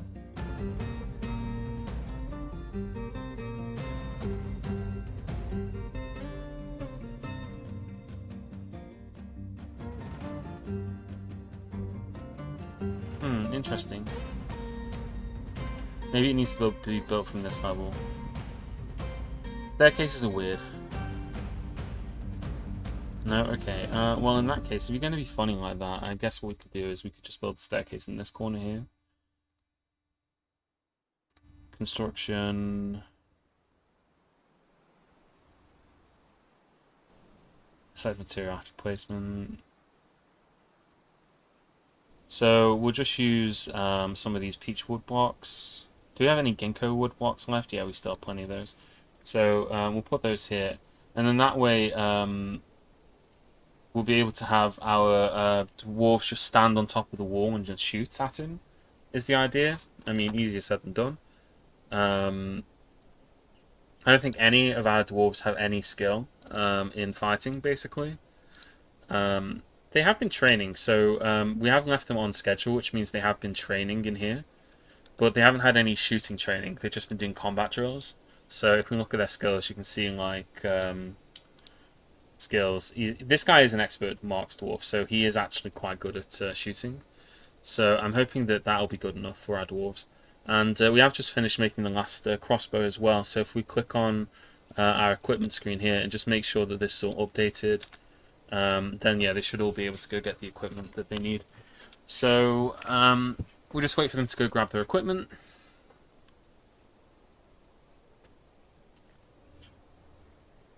Does lay pewter do anything major? Yeah, it's coloring. Yeah, it's coloring. Lay pewter is more valuable than lead is. So lay pewter has a higher value than lead.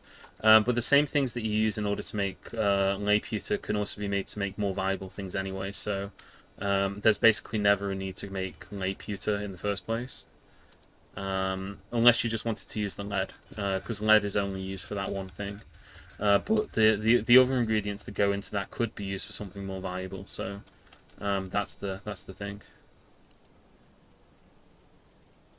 But it is about color. So if you wanted things to be a specific color, that's the main reason to do it. We do have these traders in here. They're not going to be able to leave because we've shut the gates and they're trapped inside now. That's fine. It gives us time to trade with them. Bins. Let's see. Finished good bins. We have got some silver junk that we can now sell to them. We got some silver earrings, some silver scepters and things. And you can see here immediately the value increase of making stuff out of silver. It looks like we don't have anything particularly great to sell actually just yet. We have a couple of things. But I'm going to wait until we've got a bit more silver junk to sell. God, it's taken them a long time to build this staircase. Dwarves, they never do anything quickly.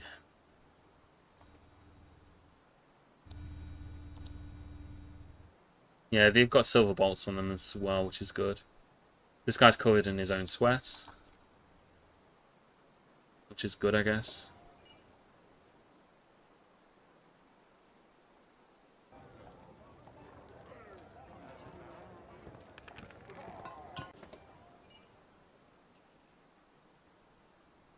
Stray Kitten's been missing for a week.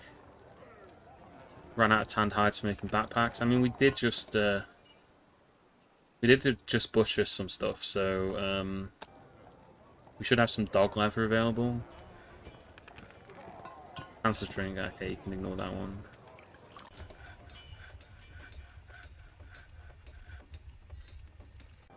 We could always do the old trap corridor strategy. Are they trying to drink from the same thing and then they're getting cancellation orders because of their...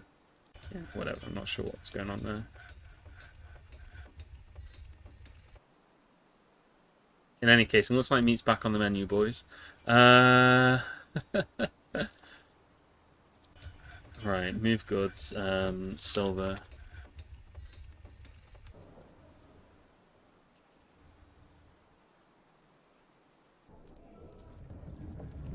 Again, we're not allowed to sell any quivers. We've been told explicitly by the mayor that under no circumstances are quivers to be sold. Let's just move this up here. We'll sell a couple of things in here. Can't sell the entire bin.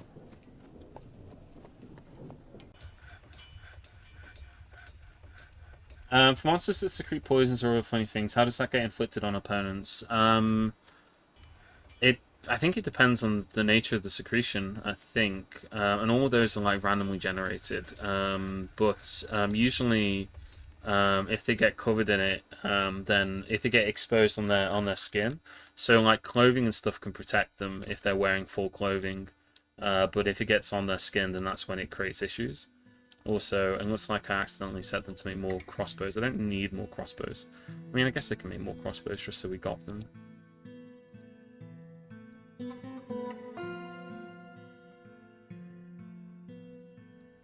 Okay, so that's not suspended, so that means somebody's doing it. Tasks. What's S? Build. Construct building.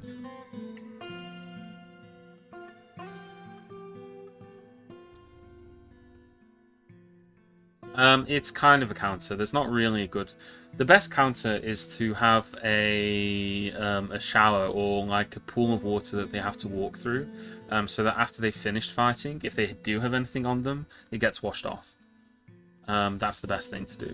And there are loads of different designs that are out there for different kinds of like dwarven baths, but usually you need to have like an entranceway where they walk through it, and it's like, I think it's like 3 deep the water has to be, and you also want to be able to cycle the water as well, to make sure that, because anything that's in there can obviously get stuck into the water. Eat a good meal. That's an interesting unmet requirement. Oh, he ran out of roasts. Interesting.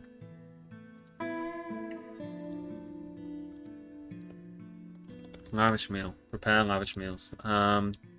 That's fine. Merchant's leaving soon. Broker requested. I don't think we'll be able to get the trade going in time. They're going to want to leave.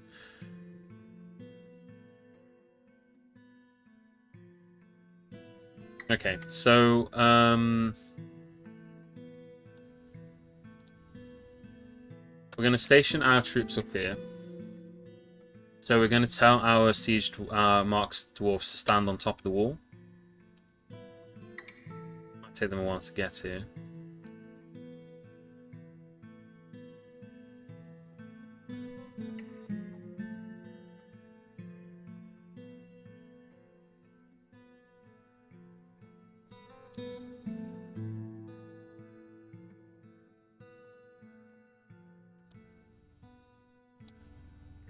And yeah, they're currently shooting.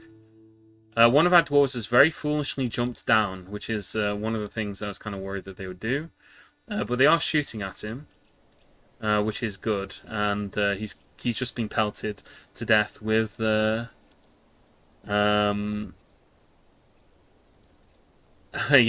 we're just pelting him to death with silver bolts. So that's perfect. We'll kill that Cyclops. He can't do anything to stop us. He can try and run away, I guess, but I don't think he's going to be able to. This dwarf here is basically stuck at the moment.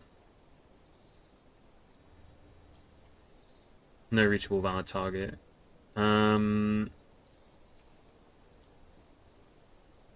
What we'll do is we'll open the exit gate, because that dwarf... the Cyclops is seriously injured, so if we open the gate, it'll be able to rush in, but it's currently bleeding to death, and our Mark's dwarves can meet it in battle. So show linked one there. Yeah, that's the one that we told them to open. So we'll do that, and we'll tell our squad to station themselves here.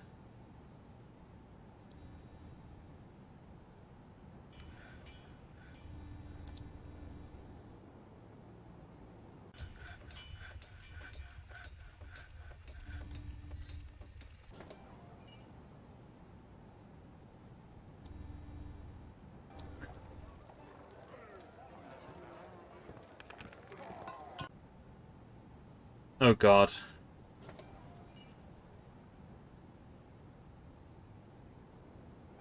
So this guy jumped down and started trying to bash the Cyclops to death. So you can see here the Cyclops misses the Mark's Dwarf. So they're engaged in combat at the moment. It's like hand-to-hand combat, which is interesting.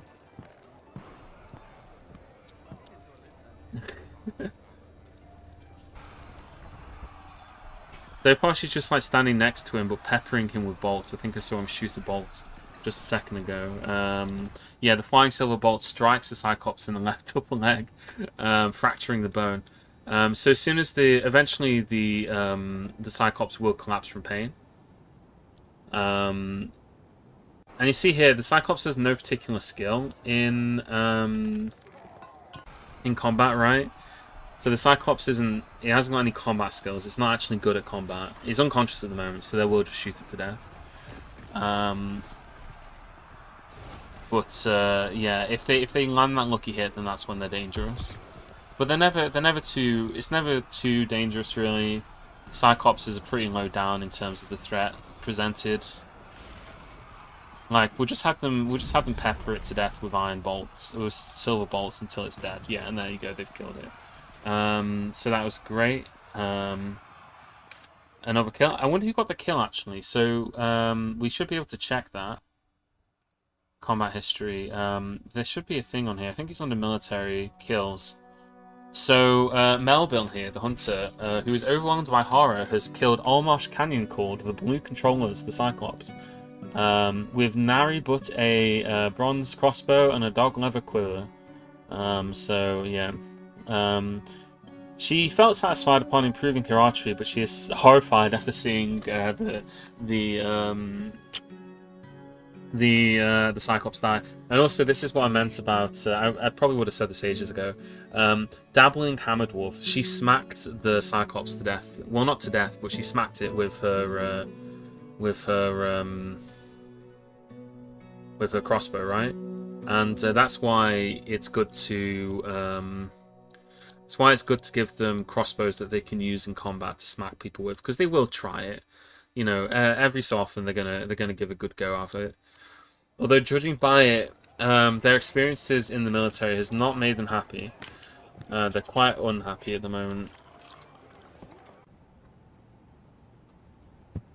Unable to pray to her gods for too long is the most thing.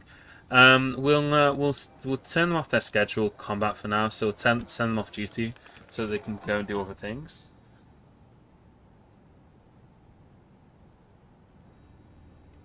But obviously they'll keep their equipment and things.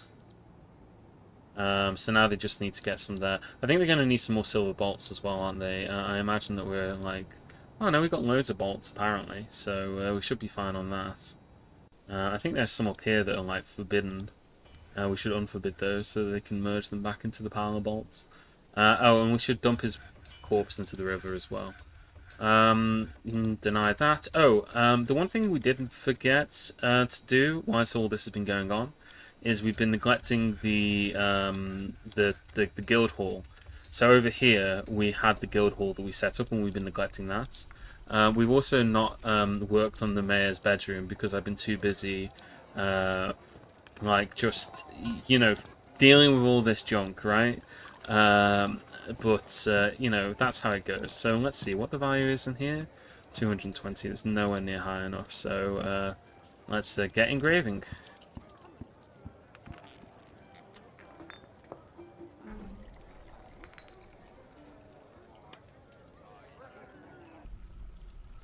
She's cleaning herself.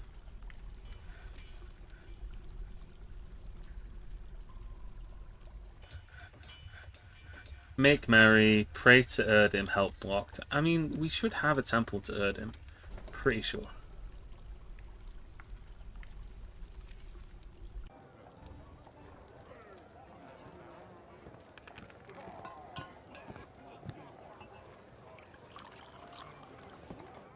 Yeah, we have one to Erdim right here, in fact. It's a very awful little shrine, but it is a shrine. I think what we should do is, once this guild hall has been done, we should smooth down all these rooms just to make them a higher value. So that they're a bit happier about that. Let's stop forging those, and let's see how many bars of bronze we've got now. So in terms of our bars of bronze, we've got 23 bronze bars. So let's start making some helms. So for our military dwarves, should we go with helms first? How much does it cost? I think for armor, I'm not sure how much bars of iron it makes in order to make each bit of armor. Hmm.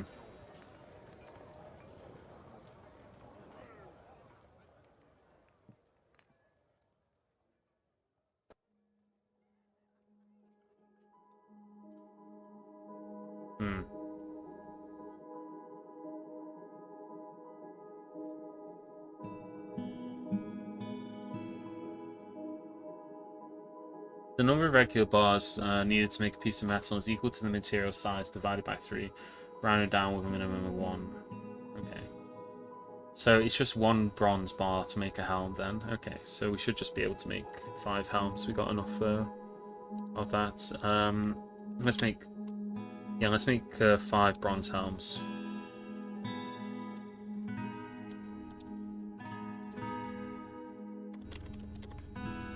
We can make bismuth bronze helms, but we don't have all the required ingredients for bismuth bronze. So we'll just stick with bronze helms for now. And we want to make this into a bedroom here. But unlike our other bedrooms, we want to assign this to a specific dwarf. In this case, we want to assign it to our mayor. Because our mayor needs a fancy bedroom so that he can be a fancy boy. So he needs a decent study, decent quarters. He's also going to want chests and cabinets. He's going to want 1 cabinet and 2 chests. So let's make ourselves... I said I'd make everything out of lead, so I'm going to. Oh, God, I always type in things before I've clicked. So lead chests, he wants 2 of those. We'll also make him a lead cabinet, 1 of those. What else does he want? No doubt a bunch more junk. Where's that bastard? Cabinets. He wants an armor stand and a weapons rack. He has both of those, man. Yeah, one weapon rack and 1 armor stand. So we'll make both of those as well. Lead weapon rack. Imagine trying to put any kind of weapon onto a weapon rack made of lead. It would probably bend. Lead is a pretty malleable metal. It's a good thing that dwarves do not get lead poisoning either. They are immune to it. Let's also make him some fancy lead statues. We're gonna make him I don't know, 4 statues made out of lead. We can specify that they're all going to be made of him. So what is the name of our mayor at the moment? Our mayor is called Onal Bom Rekid. So we're going to specify that all of those statues are made to be statues of him as well. Oh, I forgot what his name was again. Onal. I'm going to write it in chat so that I remember what his name is. Onal Bom Rekid.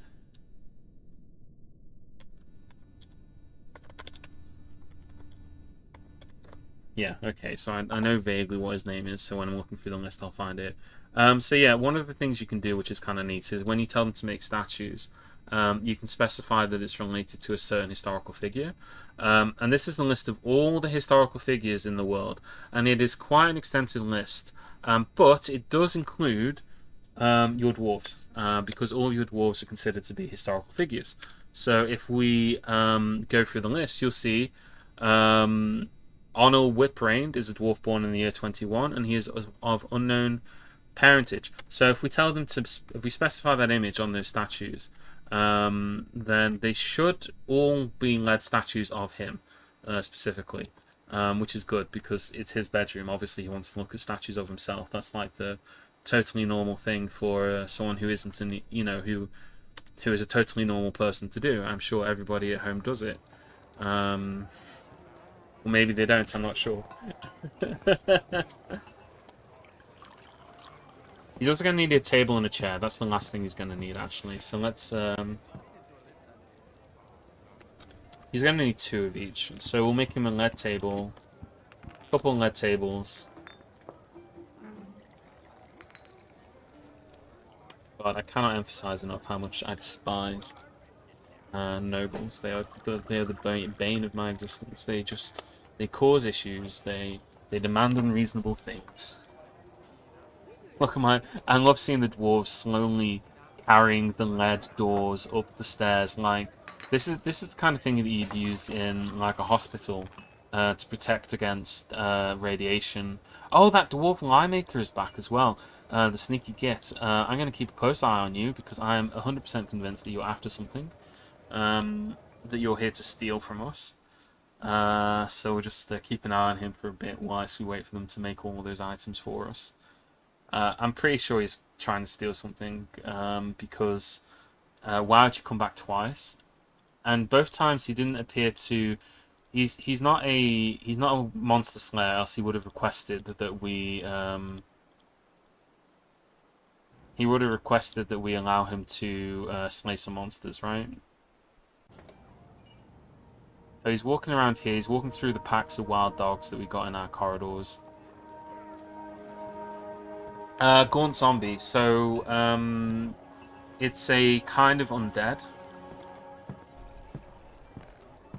basically. In Dwarf Fortress there are zombies, but there's the intelligent undead, and there are also things called experiments. So necromancers in the world, they will gain the ability to raise certain beings as intelligent undead. And intelligent undead types are procedurally generated in each world. So they have names like Gaunt Zombies, Hallowed Corpses, I think would be another one. Just things like that. You can also have necromantic experiments. So this'll usually be where a necromancer has tried to fuse 2 different kinds of animals into the same animal, and they'll also have random names. So in fact, we can actually find out what some of the names are for this world, and those are created by necromancers during experiments. So if we click on a food stockpile here and just go into the thing here, if you look at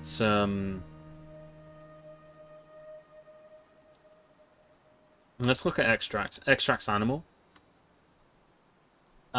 Bridge Flag's Nightmare extract. So this is an extract from a necromancer-made creature. I don't know how we would ever acquire it, but it exists somewhere in the world. So yeah, that's what a Gaunt Zombie is. That's a brief explanation of Gaunt Zombies. Just because he's an intelligent undead as well doesn't necessarily mean anything nefarious. Like, you know, it's just a perfectly normal thing.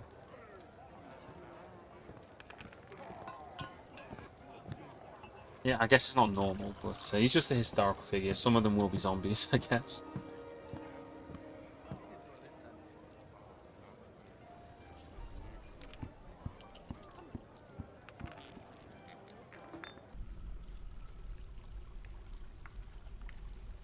We're making plenty of lead chests and things. This guy here is making our bronze bars. We're making our forged helmets. So now they've also got these here. Yeah, they got this guy's got on his bronze helm already, which is good.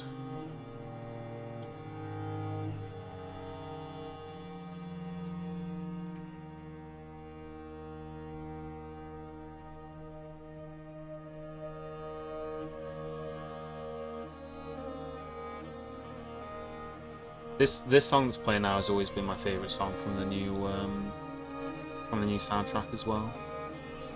God, we go through so much charcoal. Have we even got enough wood? We've got plenty of wood. Look at that massive stockpile of wood. We don't have enough wood burners. I haven't done something daft and told them that only certain people are allowed to be wood burners, have I? No.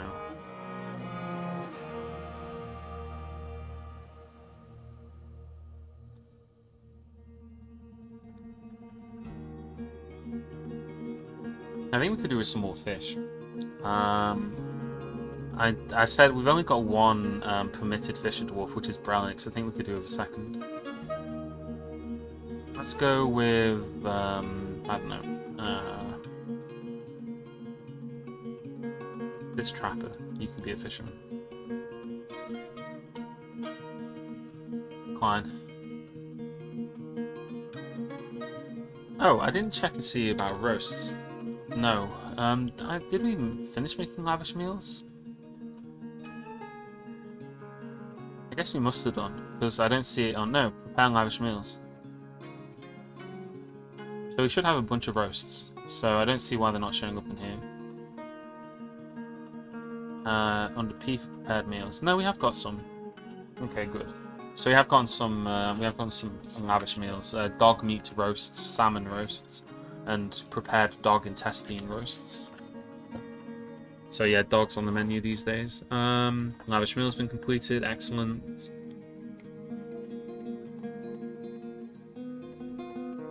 We're starting to get our lead items. So we've gotten one of our lead chests.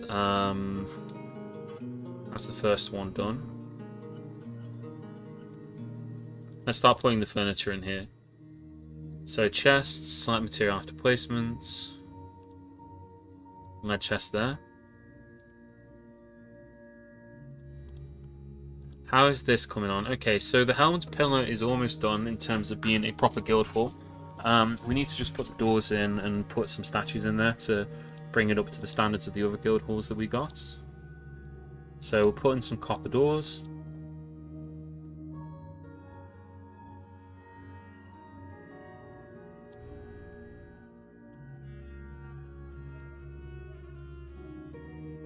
It takes them so long to get these doors from downstairs. I mean, they are made of copper. It's kind of understandable, really. Some of these lead doors are actually pretty impressive lead doors. Like this one here. This is a superior lead door. A lead door of superior quality. Oh, dog totems. We could make loads of dog totems. I always forget about totems. How many skulls do we have? For some reason that doesn't come up. Dog.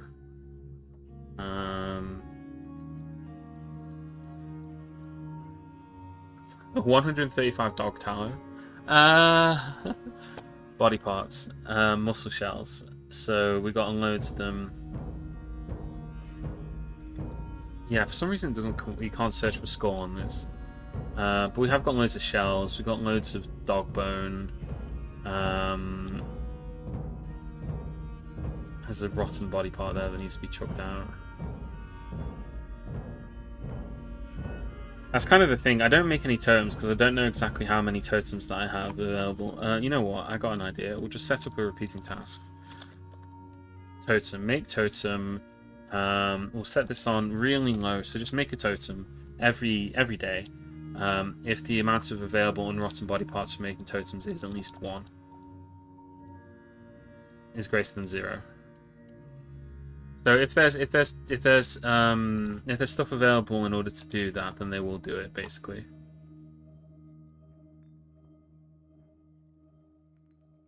I've accidentally deleted my charcoal order. That's why they're failing at making charcoal. Make charcoal. I must have accidentally set it to only be a one-time order, whereas I do want it to be every single. I want it to be checked all the time if there's available fuel. And this is a really important order. So where is it? Make charcoal. Make charcoal. So let's check these conditions then. So if the amount of refined charcoal available is less than, well, is less than 50, make 20 charcoal. Restarts if completed conditions check daily. Right. I can do, yeah. I can make them into shell crafts. I don't really need to, though. I probably should do at some point just to get rid of them. You know, get them off the... turn them into something that I can then shift off the map. Do we have any silver statues, or did I not make any spare silver statues? Probably didn't, but we'll place a statue here. Okay, we've got 8 silver statues. Erish Creature Hames, that's a high value one. Caddle, and then I don't know. There's a silver statue of a slug for some reason. Let's place that one in here.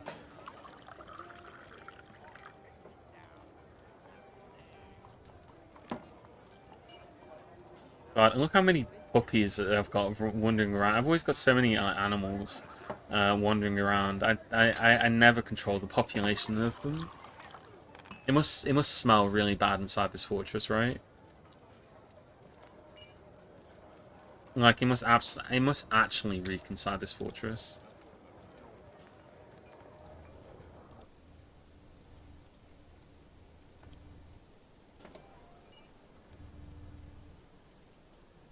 Deny.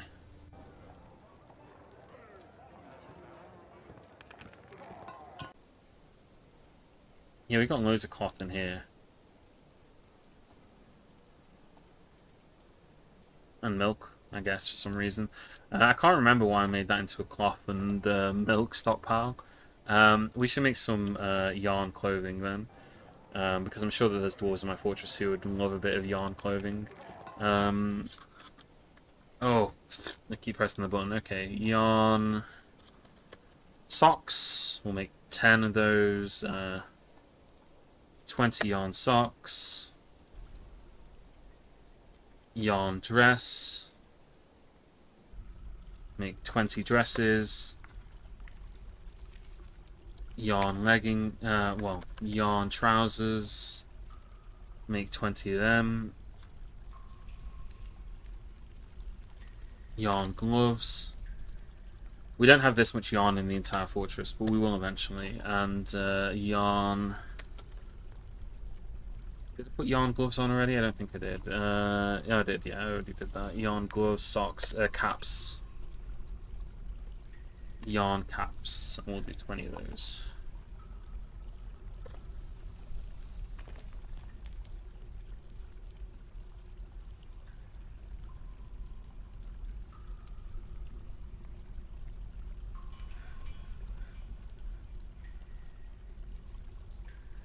I don't think I have any dwarves who are unhappy because they haven't had a chance to make anything, but I might do.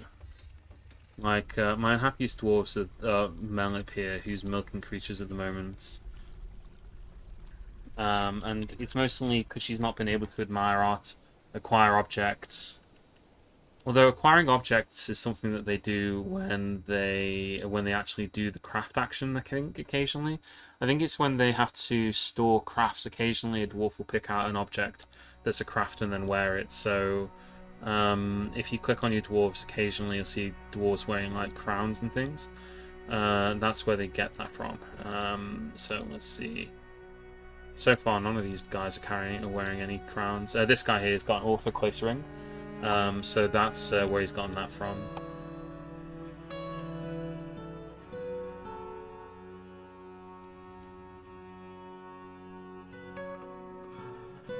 I think we should build a tavern in order to satisfy the make merry need.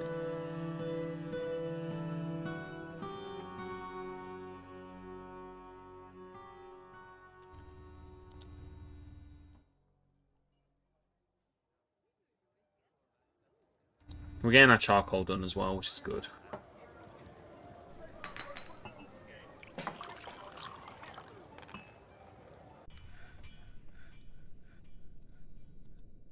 Yeah, we're getting plenty of charcoal now. Alright. Okay. Yeah, hold on a second.